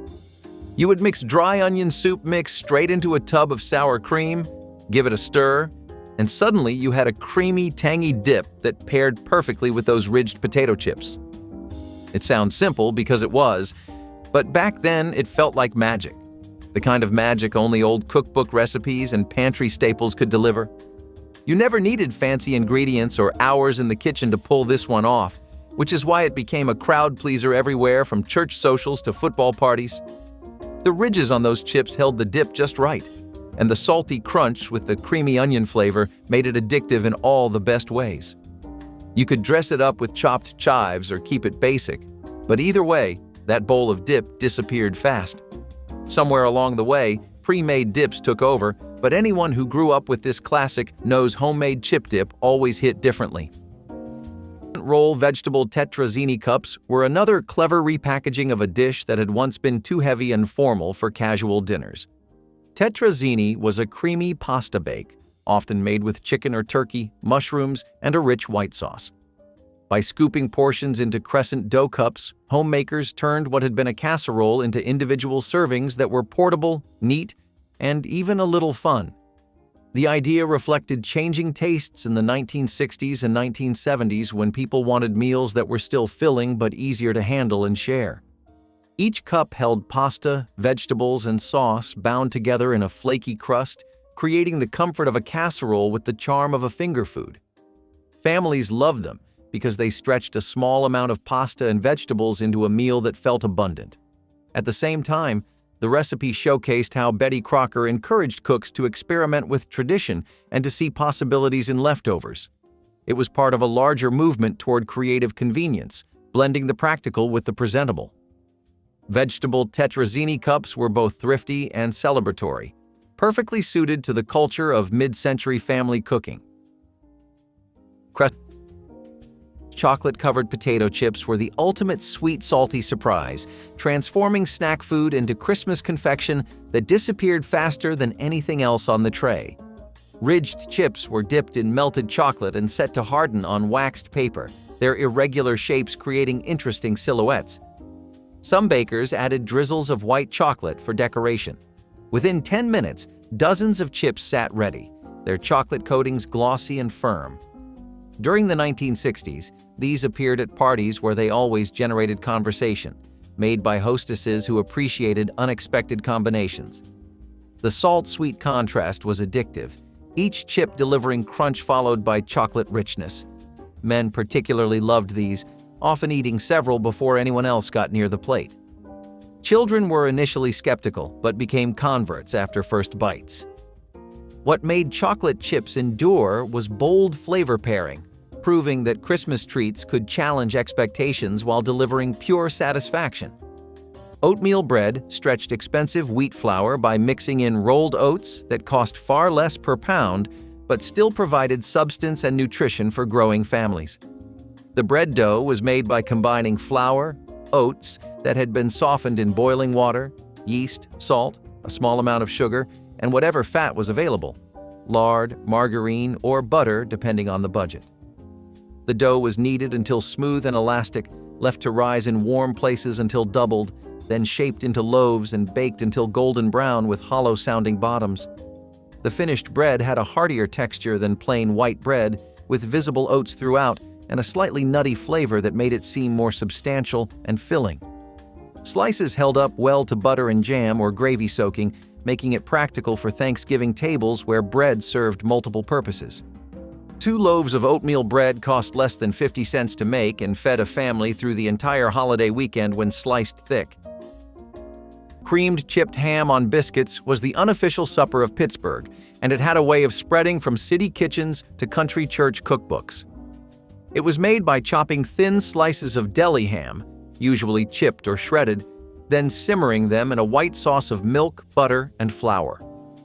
The sauce was ladled over fresh biscuits, toast, or even saltines depending on what was around. It was salty, creamy, and stuck to your ribs in the best possible way. This meal started as a working-class favorite, especially in mill towns and coal country, but it worked its way into church kitchens too. It was cheap, it was easy to scale up, and it made use of inexpensive lunch meat that could be bought by the pound. During busy weeks with lots of evening programs or youth nights, it was the kind of meal that filled a crock-pot and waited patiently until everyone was done rehearsing or cleaning pews. Church ladies appreciated how little it cost and how much it satisfied. It was also one of those dishes that made leftovers feel like something special, especially when paired with sweet pickles or stewed apples on the side. Cheese and pineapple skewers were one of those appetizers that turned up at nearly every 70s potluck or backyard party, and somehow they never felt out of place. You would take sharp cheddar cheese cubes, pair them with sweet canned pineapple chunks, and thread them onto toothpicks for a simple, sweet and savory bite. It might sound like an odd combination today, but back then, it was peak retro entertaining. Every old church cookbook or women's magazine had some version of it, usually right alongside recipes for molded salads and Jell-O rings. The bright yellow pineapple and bold orange cheddar made the platter pop, and the mix of tangy, sweet, and salty flavors was weirdly addictive. They were easy to make, required almost nothing from your pantry, and dressed up a party table in a way that felt festive without breaking the grocery budget. Somewhere along the line, they quietly disappeared from menus, but anyone who remembers those neighborhood get-togethers knows a plate of pineapple and cheese skewers always meant the party was about to get started. Crescent roll cherry cheese. Danish gave homemakers a way to create a bakery-style pastry without needing a professional oven or hours of kneading. By layering crescent dough with cream cheese filling and topping it with canned cherry pie filling, the result was a sweet, creamy, and slightly tangy dessert. The crescent dough baked into a flaky crust that held everything together, giving the illusion of a carefully crafted pastry. These were often served at brunches, showers, or holiday breakfasts when hosts wanted to impress without breaking their backs in the kitchen. Betty Crocker cookbooks emphasized recipes like this because they combined convenience with elegance, making ordinary home cooks feel like they could present something special. The glossy red cherries and creamy center made the dish look festive and appealing. Families who made this often remembered it as one of those recipes that made gatherings feel elevated even when times were modest. It was a dish that could make an ordinary morning feel like a celebration. Coconut bonbons were 10-minute wonders that transformed sweetened condensed milk and coconut into elegant candies worthy of fancy boxes. The mixture came together with just stirring. Condensed milk, shredded coconut, powdered sugar, and vanilla blended until stiff, then rolled into balls. Within minutes, trays of perfect spheres lined counters, each one a bite-sized indulgence that melted creamy sweet on the tongue. Some grandmothers added food coloring, creating pink and green bonbons that looked store-bought, while others studded centers with cherry pieces or nuts. In the 1960s, these candies appeared in decorative tins given as hostess gifts. The recipe required no cooking, no thermometers, just hands and willingness to get sticky. Children fought over scraping the bowl, and candies kept for weeks when stored properly. What made coconut bonbons special was how they delivered richness without heaviness, sweetness without cloying, creating perfect bites that satisfied completely. Pumpkin soup from canned pumpkin gave families an elegant first course that cost almost nothing, yet impressed guests with its golden color and smooth, velvety texture. A single can of pumpkin puree was thinned with milk or water, seasoned generously with salt, pepper, and a pinch of nutmeg, then heated slowly while stirring constantly to prevent scorching on the bottom. The soup was poured into bowls and served warm, sometimes garnished with a sprinkle of dried parsley saved from summer gardens. The flavor was earthy and mildly sweet, preparing palates for the heavier foods to follow while providing warmth and nourishment on cold November afternoons. Home economists promoted this soup as sophisticated entertaining on a budget, showing housewives that they could serve multiple courses without spending beyond their means. The canned pumpkin that cost 35 cents stretched into soup for 8 people when properly diluted and seasoned, making it remarkably economical for struggling families. Cottage cheese and noodle casserole was a quiet staple in church kitchens that knew how to stretch a dollar without making anyone feel shortchanged. You would take cooked egg noodles and mix them with cottage cheese, eggs, butter, and a little salt and pepper. Sometimes there was sour cream, sometimes not. Then you would bake it until it set like a pudding and browned just slightly on top. It was a little tangy, a little rich, and very filling. In Jewish communities, this was known as kugel, but versions of it made their way into Christian church cookbooks throughout the Midwest. It was meatless, which made it perfect for Lent or budget nights when meat just was not going to happen. Some folks added raisins, others shredded carrots or spinach, but the base never changed. You could serve it hot or cold, and leftovers were often better the next day. It was not a flashy dish, but it always disappeared by the end of a potluck. Sometimes the mini crescent quiches were an emblem of the 1970s when brunch became a fashionable way to entertain. By pressing crescent dough into muffin tins, filling them with egg, cream, and bits of cheese or vegetables, homemakers could serve elegant little quiches without the effort of rolling pastry from scratch. These were bite-sized, making them perfect for showers, brunches, and cocktail parties where finger foods were expected to look chic and taste refined. They captured the essence of the era by combining convenience with sophistication, proving that busy families could still impress their guests. Variations often included spinach, mushrooms, or bacon, and the best part was that the recipe could stretch a small amount of expensive ingredients into dozens of servings. The crescent base made each quiche buttery and flaky, lending them an appeal that standard pie crusts did not always deliver. They were easy to make ahead, which was invaluable for hosts juggling multiple dishes, and they quickly became staples of entertaining guides in Betty Crocker cookbooks. They fit perfectly into the balance of style and practicality that defined mid-century American kitchens, leaving lasting memories for anyone who served them. Oreo truffles were modern classics that felt traditional, combining crushed cookies with cream cheese into balls that got coated in chocolate. The cookies were crushed fine and mixed with softened cream cheese until moldable, then rolled into spheres and chilled while chocolate melted. Each truffle was dipped and returned to waxed paper, creating glossy confections that looked professionally made. Within 10 minutes of mixing, the truffles sat ready for coating. During the 1960s, these appeared at gatherings, made by women who appreciated how store-bought cookies transformed into elegant candy. The inside stayed creamy while chocolate provided satisfying snap. Children helped crush cookies and roll balls, competing to make perfect spheres. What made Oreo truffles special was how familiar cookies became sophisticated confection, proving that creativity came from seeing potential in everyday ingredients. Sweet potato pudding transformed the year's cheapest and most abundant vegetable into Thanksgiving dessert that satisfied sweet cravings without requiring expensive sugar or fancy ingredients that strained family budgets. Boiled sweet potatoes were mashed until completely smooth and mixed thoroughly with beaten eggs, a small amount of sugar or molasses for sweetness, ground cinnamon for warmth, and enough milk to create a pudding consistency that would set properly when baked. The mixture was poured carefully into buttered baking dishes and baked in moderate ovens until set firm and lightly browned on top, filling kitchens throughout the neighborhood with the spicy sweetness of cinnamon and caramelizing sugars. The pudding could be served warm, straight from the oven, or cooled and served cold the next day, either plain or topped with a small dollop of whipped cream if the budget allowed such luxury. Sweet potatoes cost only pennies per pound in the 1960s markets. Barley and beef hot dish was not just dinner, it was survival food disguised as comfort.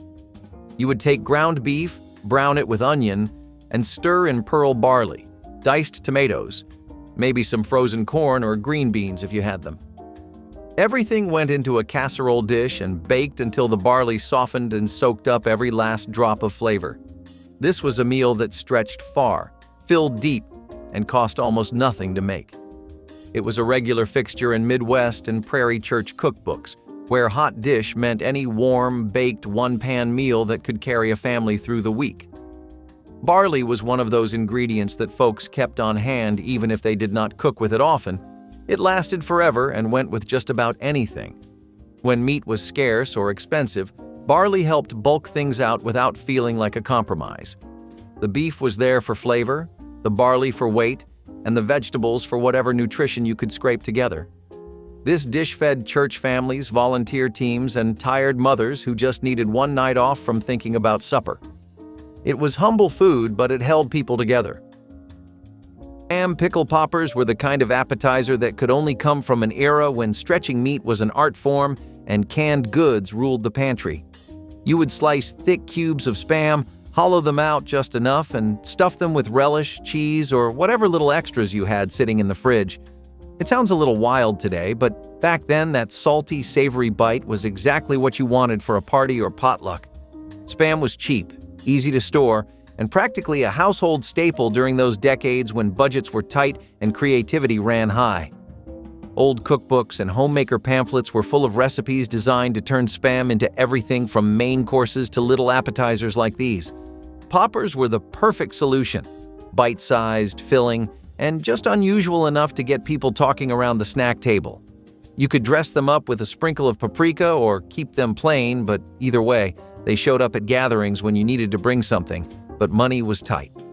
Spam pickle poppers may have vanished from most parties today, but they were once a thrifty, quirky way to feed a crowd. Crescent roll peach cobbler cups were desserts that gave the flavor of a cobbler without the heavy dish or long baking time. By spooning canned peaches into crescent dough, sprinkling with sugar and spice, and baking in muffin tins, homemakers created miniature cobblers that looked charming and tasted like comfort itself. These cups captured the essence of Southern-inspired desserts that had long been staples in American kitchens. They were inexpensive, easy to prepare, and perfectly portioned for children and adults alike. Their popularity grew in part because they were both practical and celebratory, something that could brighten weeknight dinners or fill dessert trays at potlucks. The flaky crust contrasted beautifully with the soft, syrupy fruit inside, making each bite indulgent without being overwhelming. Recipes like these reminded families that even in frugal times, sweet endings were still possible. The peach cobbler cups reflected the ingenuity of mid-century cooking, which focused on stretching what was available while still giving families the sense of luxury. They were warm, nostalgic, and satisfying, carrying with them the memory of summers and home kitchens filled with the scent of baked fruit. Butterscotch haystacks were 10-minute marvels that combined melted butterscotch chips with crispy chow mein noodles, creating crunchy clusters that looked complicated but required only stirring. The butterscotch melted while noodles waited in bowls. Then everything folded together until each strand was coated in golden sweetness. Spooned quickly onto waxed paper, the mixture hardened into tangled nests that crunched satisfyingly between teeth. Some grandmothers added peanuts or coconut for extra texture. In the 1950s, these haystacks appeared on every Christmas tray, made by mothers who understood that impressive didn't require culinary skill. The recipe was foolproof. If you could melt and stir, you could make haystacks. Children loved shaping the warm clusters, racing to form them before butterscotch hardened. What made haystacks remarkable was texture contrast. Smooth butterscotch against crunchy noodles creating endless interest. Cabbage slaw with boiled dressing provided crisp, tangy freshness on Thanksgiving tables when lettuce was expensive or unavailable during November's cold weather months. A head of cabbage was shredded finely by hand using sharp knives or box graters, creating thin strips that filled large bowls generously. The boiled dressing was made by cooking together vinegar, sugar, a beaten egg, and a little flour until thickened and smooth, then cooling it before tossing with the raw cabbage. Some cooks added grated carrots or chopped apples when available, stretching the slaw further while adding color and nutrition. The result was crunchy, sweet-sour, and refreshing, providing textural contrast to soft, rich holiday foods. A single head of cabbage cost less than 20 cents and made enough slaw to feed 12 people when dressed properly. The boiled dressing used less oil than mayonnaise-based versions, saving money while still providing creamy coating. Mushroom-stuffed zucchini boats were the kind of creative supper dish you made when the garden was exploding and meat was nowhere in sight. You would have a zucchini lengthwise, scoop out the center, and fill it with a mixture of breadcrumbs, chopped mushroom, and maybe a little cheese or egg to hold it all together. Then you would bake it until the tops turned golden and the zucchini softened just enough to cut with a fork. This was not just about flavor. It was about making something look special when times were not. Church ladies loved how pretty they looked on a plate, especially for luncheons or potlucks where presentation counted. It was also a sneaky way to use up vegetables that were about to turn, or mushrooms that came out of a can and needed a little help. Sometimes a spoonful of tomato sauce got added on top. Sometimes the breadcrumbs were stale crackers crushed by hand. Whatever you had went in, and that was the rule. These zucchini boats sailed straight out of the garden and onto the church table with quiet pride. And for those who remember them, they were a summer supper worth repeating. Carrot and corned beef cheese balls were the savory little appetizers that made their way from Depression-era cookbooks straight to mid-century party tables. You would mix softened cream cheese with canned corned beef, roll the mixture into bite-sized balls, and coat them in herbs, nuts, or crushed crackers, whatever you had on hand. It sounds humble now, but back then, this was a practical, flavorful snack that stretched ingredients and still looked fancy on the platter. Corned beef was affordable, easy to store, and popped up in recipes everywhere when grocery budgets were tight. Pair it with creamy cheese, and suddenly you had a crowd-pleasing appetizer perfect for potlucks, showers, or the kind of neighborhood get-togethers where every dish told a story of making do. These cheese balls filled bellies, made use of pantry staples, and showed off a little creativity in the kitchen. Over time, fancier hors d'oeuvres replaced them, but anyone who grew up with those bright red cookbooks and handwritten recipe cards remembers how much pride came with bringing a tray of corned beef cheese balls to the table.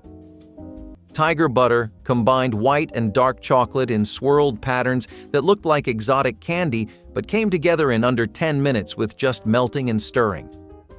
White chocolate melted smooth while peanut butter stirred in, Then this mixture poured onto pans and semi-sweet chocolate drizzled over top. A knife pulled through both layers created marbled swirls that looked professional. The result was stunning, golden brown tiger stripes against creamy white, each piece unique in its pattern. During the 1960s, tiger butter impressed at parties and made memorable gifts. The flavor combination was perfect. Sweet white chocolate, nutty peanut butter, and rich dark chocolate creating layers of taste in every bite.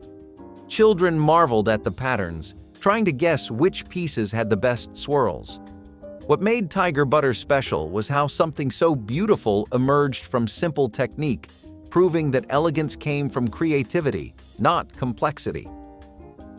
Scalloped corn transformed canned corn into a rich, custardy side dish that seemed far more luxurious than its humble ingredients would suggest to hungry holiday dinner guests.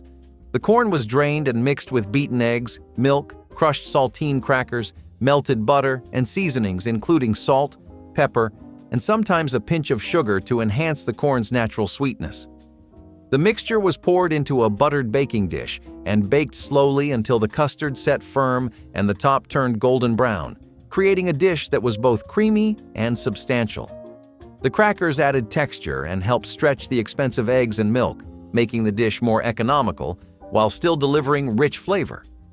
A single can of corn, costing 15 cents, could be transformed into a casserole, serving 6 people when extended with crackers and dairy.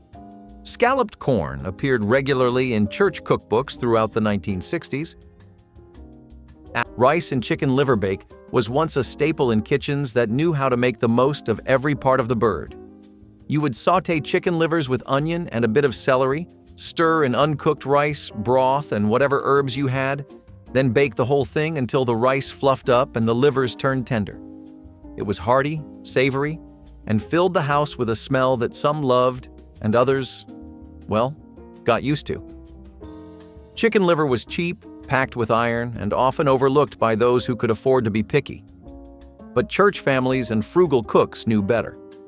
They turned it into something warm and filling, especially in the Midwest and South where rice casseroles were king.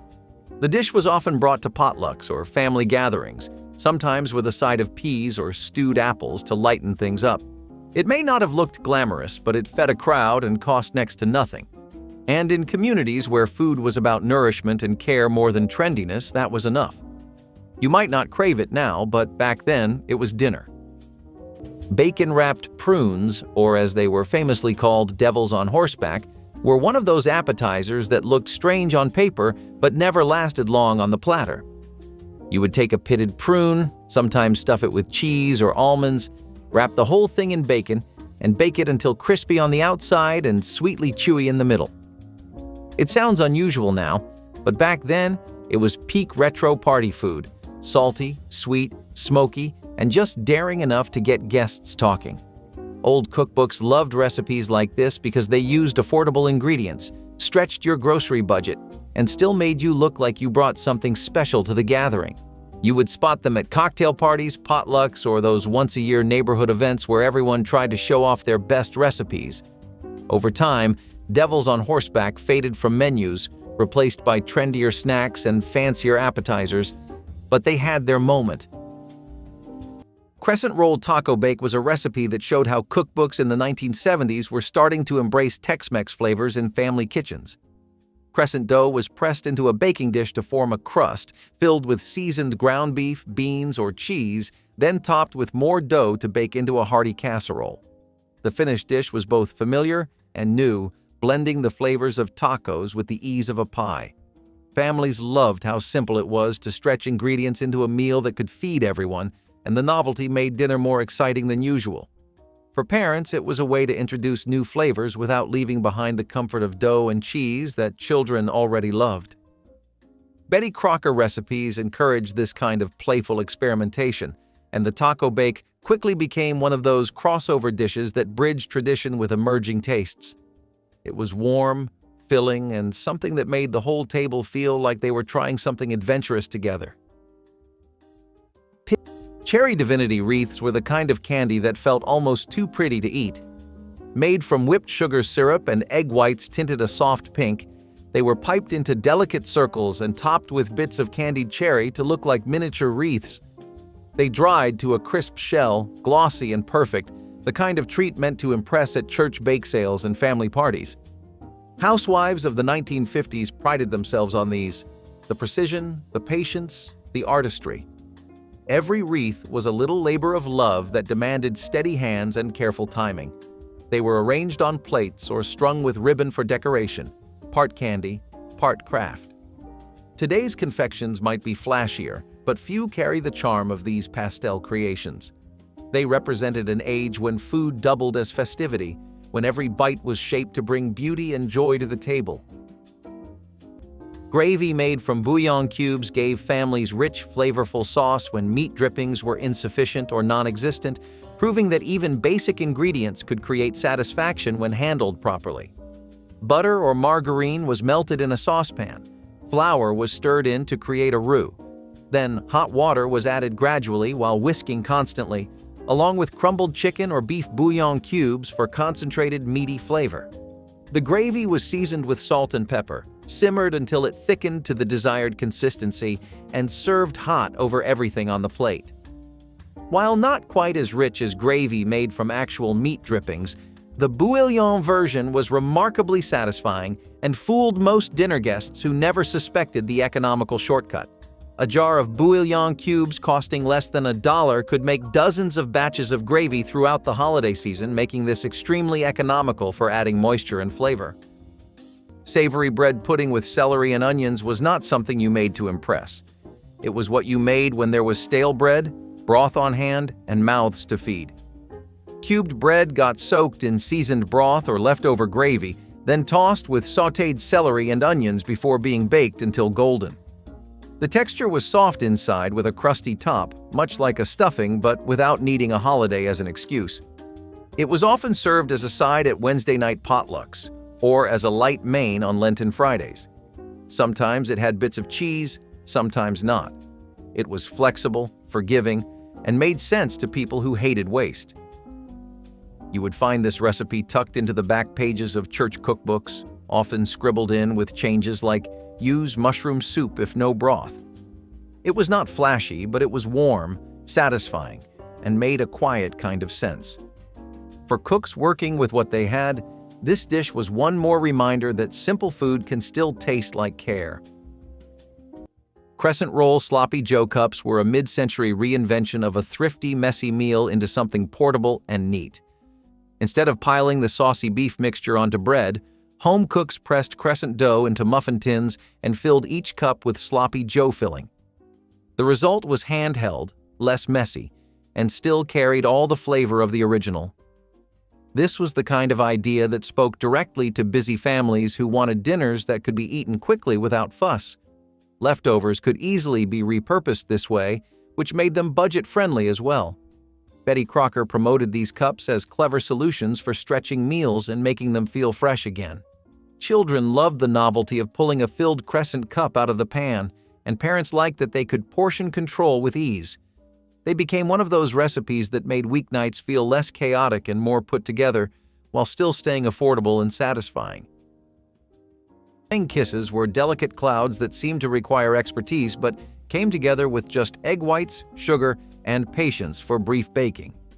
Egg whites whipped stiff while sugar added gradually, then vanilla stirred in and mixture piped onto parchment in small mounds. These baked low and slow until crisp outside but slightly chewy inside, creating texture contrast that delighted. Within 10 minutes of prep, dozens of kisses sat ready for oven. During the 1950s, meringues appeared at tea parties and ladies' luncheons made by women who valued elegant simplicity. The cookies were naturally gluten-free and fat-free, though nobody thought in those terms then. Children loved their sweetness and satisfying crunch. Some bakers added food coloring, creating pastel rainbows on cookie plates. What made meringue kisses special was how egg whites transformed into something magical, proving that Christmas elegance came from technique, not expense. Corn molasses cookies provided homemade sweet treats to end Thanksgiving meals when expensive pies required too much butter, eggs, and sugar for stretched family budgets. The cookies were made by creaming together lard or shortening with molasses and just enough sugar to balance the molasses' strong flavor. then adding flour, baking soda, and warm spices like ginger, cinnamon, and cloves.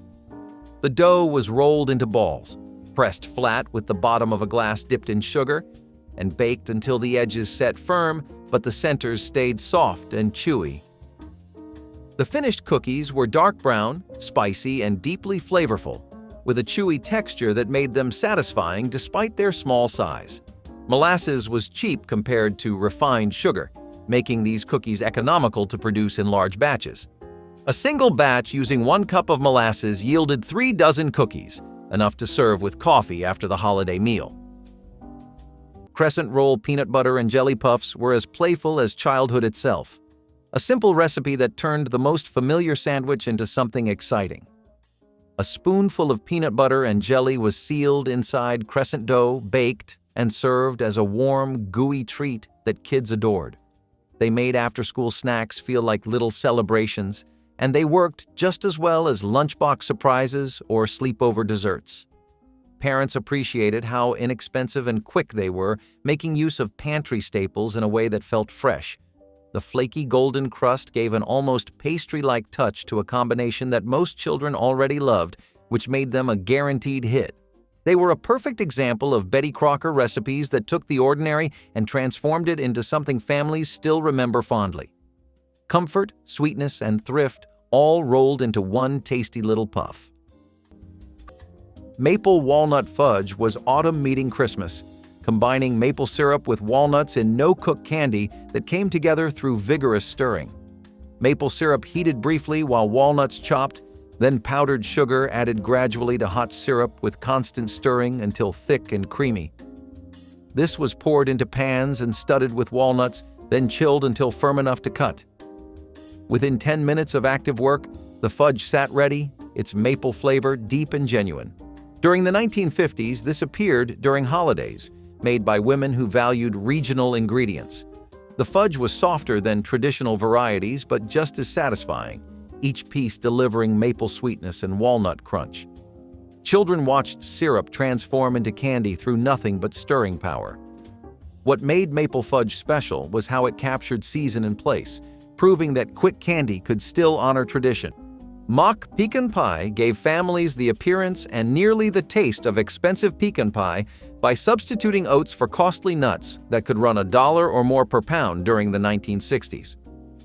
The pie filling was made from brown sugar, corn syrup, butter, eggs, and rolled oats that had been toasted in a dry skillet until golden and fragrant to deepen their flavor. The mixture was poured into an unbaked pie crust and baked slowly until the filling set firm, but still had a slight wobble in the center, just like real pecan pie. The toasted oats provided the crunchy texture and slightly nutty flavor that mimicked pecans remarkably well when the pie was sliced and served. Families could make this pie for under 35 cents total, while a real pecan pie using actual nuts would have cost 3 or 4 times as much. Guests often couldn't tell the difference when served warm with whipped topping, and children never suspected the substitution at all. Crescent roll Reuben pockets were a playful nod to the deli sandwiches that defined American comfort food in the 20th century. Instead of piling corned beef, sauerkraut, Swiss cheese, and dressing on rye bread, these flavors were folded neatly inside crescent dough and baked until the cheese melted. The result was a warm, portable version of a beloved classic that worked for family dinners or game day gatherings. They gave people a way to enjoy a deli favorite without needing to buy specialty bread or cook an elaborate meal. The flaky dough softened the sharp flavors of sauerkraut and beef, making it a crowd pleaser even for those who did not usually eat Reubens. For families who wanted variety without leaving home, these pockets offered an easy way to taste something special. Betty Crocker cookbooks captured the spirit of American kitchens by turning familiar sandwiches into new, exciting bakes. Rocky Road squares combined marshmallows, nuts, and chocolate in layered bars that looked bakery-made but required no baking, just melting and pressing. Chocolate chips melted with butter while mini marshmallows and chopped walnuts waited in bowls. Then everything folded together and pressed into pans. The mixture was refrigerated briefly until firm, then cut into neat squares that showed marbled patterns of white marshmallow against dark chocolate. Each bite delivered multiple textures: creamy chocolate, chewy marshmallow, crunchy nuts. During the 1960s, Rocky Road appeared at cookie exchanges and potlucks, made by women who understood layered treats impressed guests. The recipe was forgiving, working with whatever nuts were available and any chocolate variety. Children loved the marshmallow surprise, pulling squares apart to find hidden pockets. What made Rocky Road special was visual interest. Every square looked different, creating variety from consistent recipe. Cranberry fluff stretched expensive fresh cranberries into a colorful dessert salad that fed crowds while costing only pennies per serving for 1960s Thanksgiving celebrations. A small package of fresh cranberries was ground through a hand-crank meat grinder along with one whole orange peel and all, creating a tart, chunky mixture that was both bright and flavorful. This base was sweetened generously with sugar and mixed thoroughly with miniature marshmallows that had been purchased on sale after Halloween, along with whatever canned fruit happened to be cheapest at the grocery store that week. The mixture was folded together gently and chilled overnight in the refrigerator, allowing the flavors to meld together while the marshmallows softened into the cranberry mixture, creating a fluffy, cloud-like texture. The result was sweet, tart, and fluffy all at once, with little bursts of fruit throughout and enough vibrant color to make it look festive and special on holiday tables. Turkey and gravy crescent hand pies were a holiday season lifesaver when leftovers seemed to overwhelm the refrigerator. Instead of reheating another plain plate of turkey, Betty Crocker cookbooks showed how to spoon shredded meat and gravy into a crescent roll, fold it over, and bake it into a golden pocket. Suddenly, Thanksgiving or Christmas leftovers felt like a whole new meal, portable and delicious. The recipe quickly spread because it made holiday food less of a burden and more of a treat, especially for school lunches or quick suppers. The rolls sealed in the flavor, so the turkey stayed moist and the gravy did not leak out, giving families a neat way to enjoy all the best parts of the feast again. It was one of those clever kitchen tricks that turned resourcefulness into comfort, and it reminded people of just how versatile crescent dough could be. Chocolate peanut butter balls were the ultimate no-bake candy, combining creamy peanut butter with graham crumbs and powdered sugar, then coating everything in chocolate. The filling mixed in minutes. Peanut butter, crumbs, and sugar stirred until firm, then rolled into perfect spheres and chilled while chocolate melted. Each ball was dipped quickly and set on waxed paper to harden, creating glossy candies that looked store-bought. The inside stayed creamy while outside provided satisfying snap. During the 1960s, these appeared in Christmas tins and gift boxes, made by mothers who appreciated how professional they looked despite simple preparation.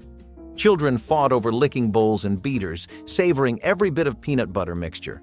The candies kept for weeks when stored cool, making them perfect for early December baking. What made these endure was perfect balance. Sweet chocolate against salty peanut butter, creating addictive combination. Meringue rice pudding transformed leftover rice into creamy Thanksgiving dessert that satisfied sweet cravings while using up yesterday's side dish that might otherwise have been thrown away. Cold cooked rice was combined with milk, sugar, a beaten egg to bind it together, vanilla extract if available, and a generous sprinkle of cinnamon or nutmeg for warmth and spice. The mixture was baked slowly in a buttered dish until the custard set and the top turned golden brown, filling the kitchen with the sweet scent of cinnamon and caramelizing milk sugars. Some cooks added raisins or chopped apples when available, stretching the pudding further while adding texture and additional sweetness. The finished pudding could be served warm from the oven or chilled overnight and served cold the next day, making it versatile for holiday meal planning. 2 cups of leftover rice could be transformed into dessert, serving 6 to 8 people, making this an economical way to avoid waste while providing something sweet to end the holiday meal. Crescent roll chicken pot pie pockets were the answer to busy weeknights when families wanted comfort but did not have the time to make a full casserole. Instead of rolling out a pie crust, the chicken filling was spooned into crescent dough, folded and baked into neat handheld pies. They carried all the creamy flavor of traditional chicken pot pie, but with the convenience of grab-and-go baking. Parents liked how they could stretch leftover chicken and frozen vegetables into something hearty without dirtying too many dishes. Kids enjoyed that these were easy to hold, less messy, and just the right size for after-school hunger. They quickly became a cookbook favorite because they showed how practical Betty Crocker recipes could be while still keeping the cozy taste of home cooking. Families often remembered these as the meal that warmed them up in both body and spirit. Peppermint patties were homemade versions of store candies, combining powdered sugar with peppermint extract and condensed milk into discs that got dipped in chocolate. The filling mixed quickly until moldable, then pressed into flat rounds and chilled while chocolate melted. Each patty was dipped and returned to waxed paper, creating glossy chocolates with cool mint centers. Within 10 minutes of mixing, the candies sat ready for coating. During the 1950s, these appeared in gift boxes and candy dishes, made by women who appreciated how homemade rivaled commercial versions. The peppermint flavor was fresh and bright, balanced by chocolate richness. Children loved the cool burst when biting through chocolate shells. The candies kept for weeks refrigerated, improving as flavors melded. What made peppermint patties special was how simple ingredients created sophisticated candy, proving that homemade could match store-bought quality. White buttered turnips brought a humble root vegetable to Thanksgiving tables, proving that even the plainest foods could be made appealing with proper preparation and a little butter for richness. Fresh turnips were peeled and cut into chunks, then boiled in salted water until fork tender but not mushy, their slight bitterness mellowing during cooking. The turnips were drained thoroughly and mashed roughly with a fork, leaving some texture rather than making them completely smooth. Then a small amount of butter was stirred in along with salt and pepper for seasoning. The result was creamy, slightly sweet, and surprisingly mild, without the strong turnip flavor that many people found off-putting. Turnips cost only pennies per pound, making them one of the most economical vegetables available, and a single large turnip could feed 6 people when mashed and buttered. This dish taught young homemakers that even unpopular vegetables could be made palatable when cooked properly. Roll sausage balls were the kind of bite-sized snack that instantly called to mind the cocktail parties and casual gatherings of the mid-century era. They were made by combining spicy sausage meat with a bit of cheese, rolling it into small portions, and wrapping each one inside buttery crescent dough before baking until crisp on the outside and tender inside. What made them so appealing was how easy they were to prepare in bulk, which made them perfect for hosts who wanted trays of savory food without hours of labor. They could be served hot out of the oven or at room temperature, and either way they remained flavorful and satisfying. Their richness paired naturally with drinks and became a staple at bridge clubs, holiday gatherings, and neighborhood celebrations. Crescent dough made the recipe accessible to anyone who wanted to look polished without struggling over elaborate recipes. These little sausage balls captured the essence of a time when home entertaining was booming and convenience was king. They were flavorful, practical, and carried the spirit of Betty Crocker's promise to make gatherings easier.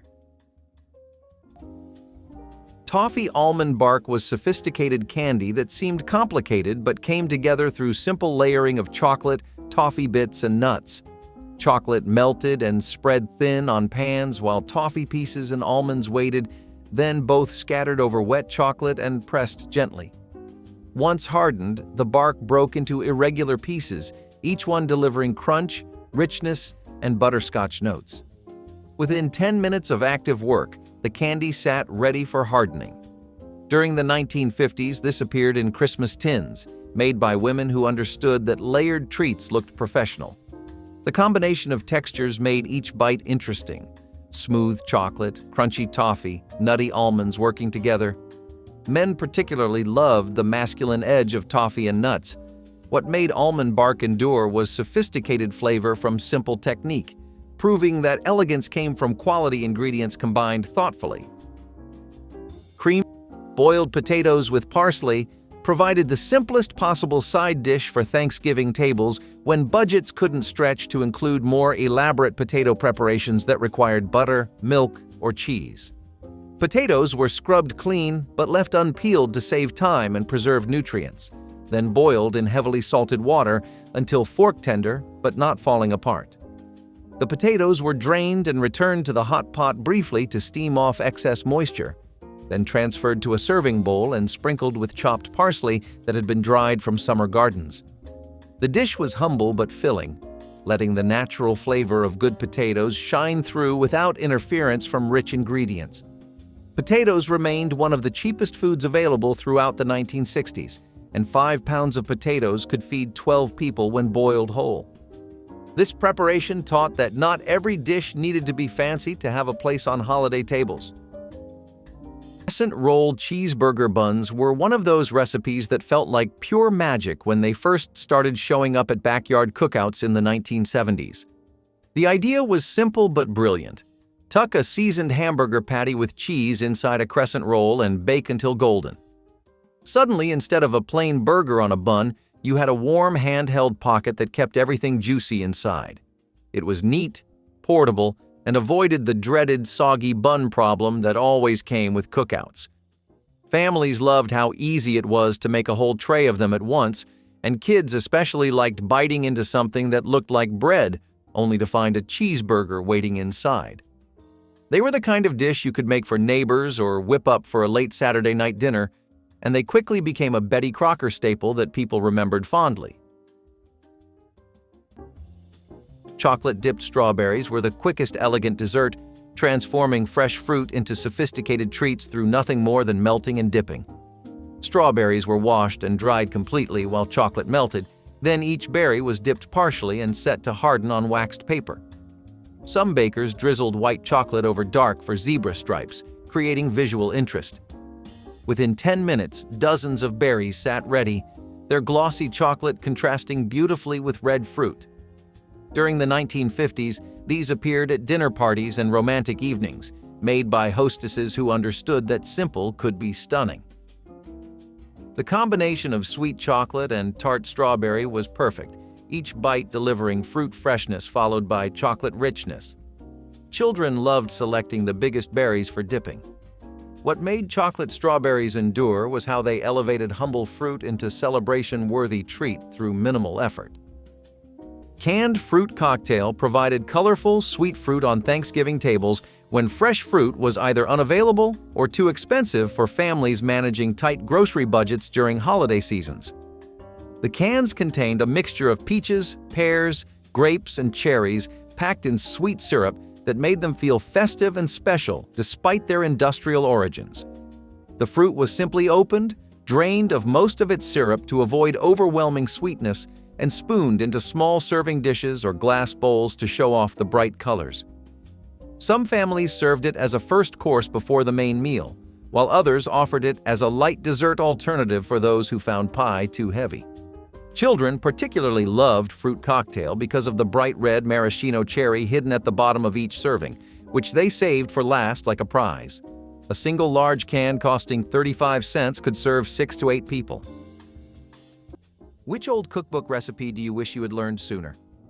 Drop your favorite memory in the comments below. Hit that like button and subscribe so we can keep bringing you more forgotten recipes from the past worth saving.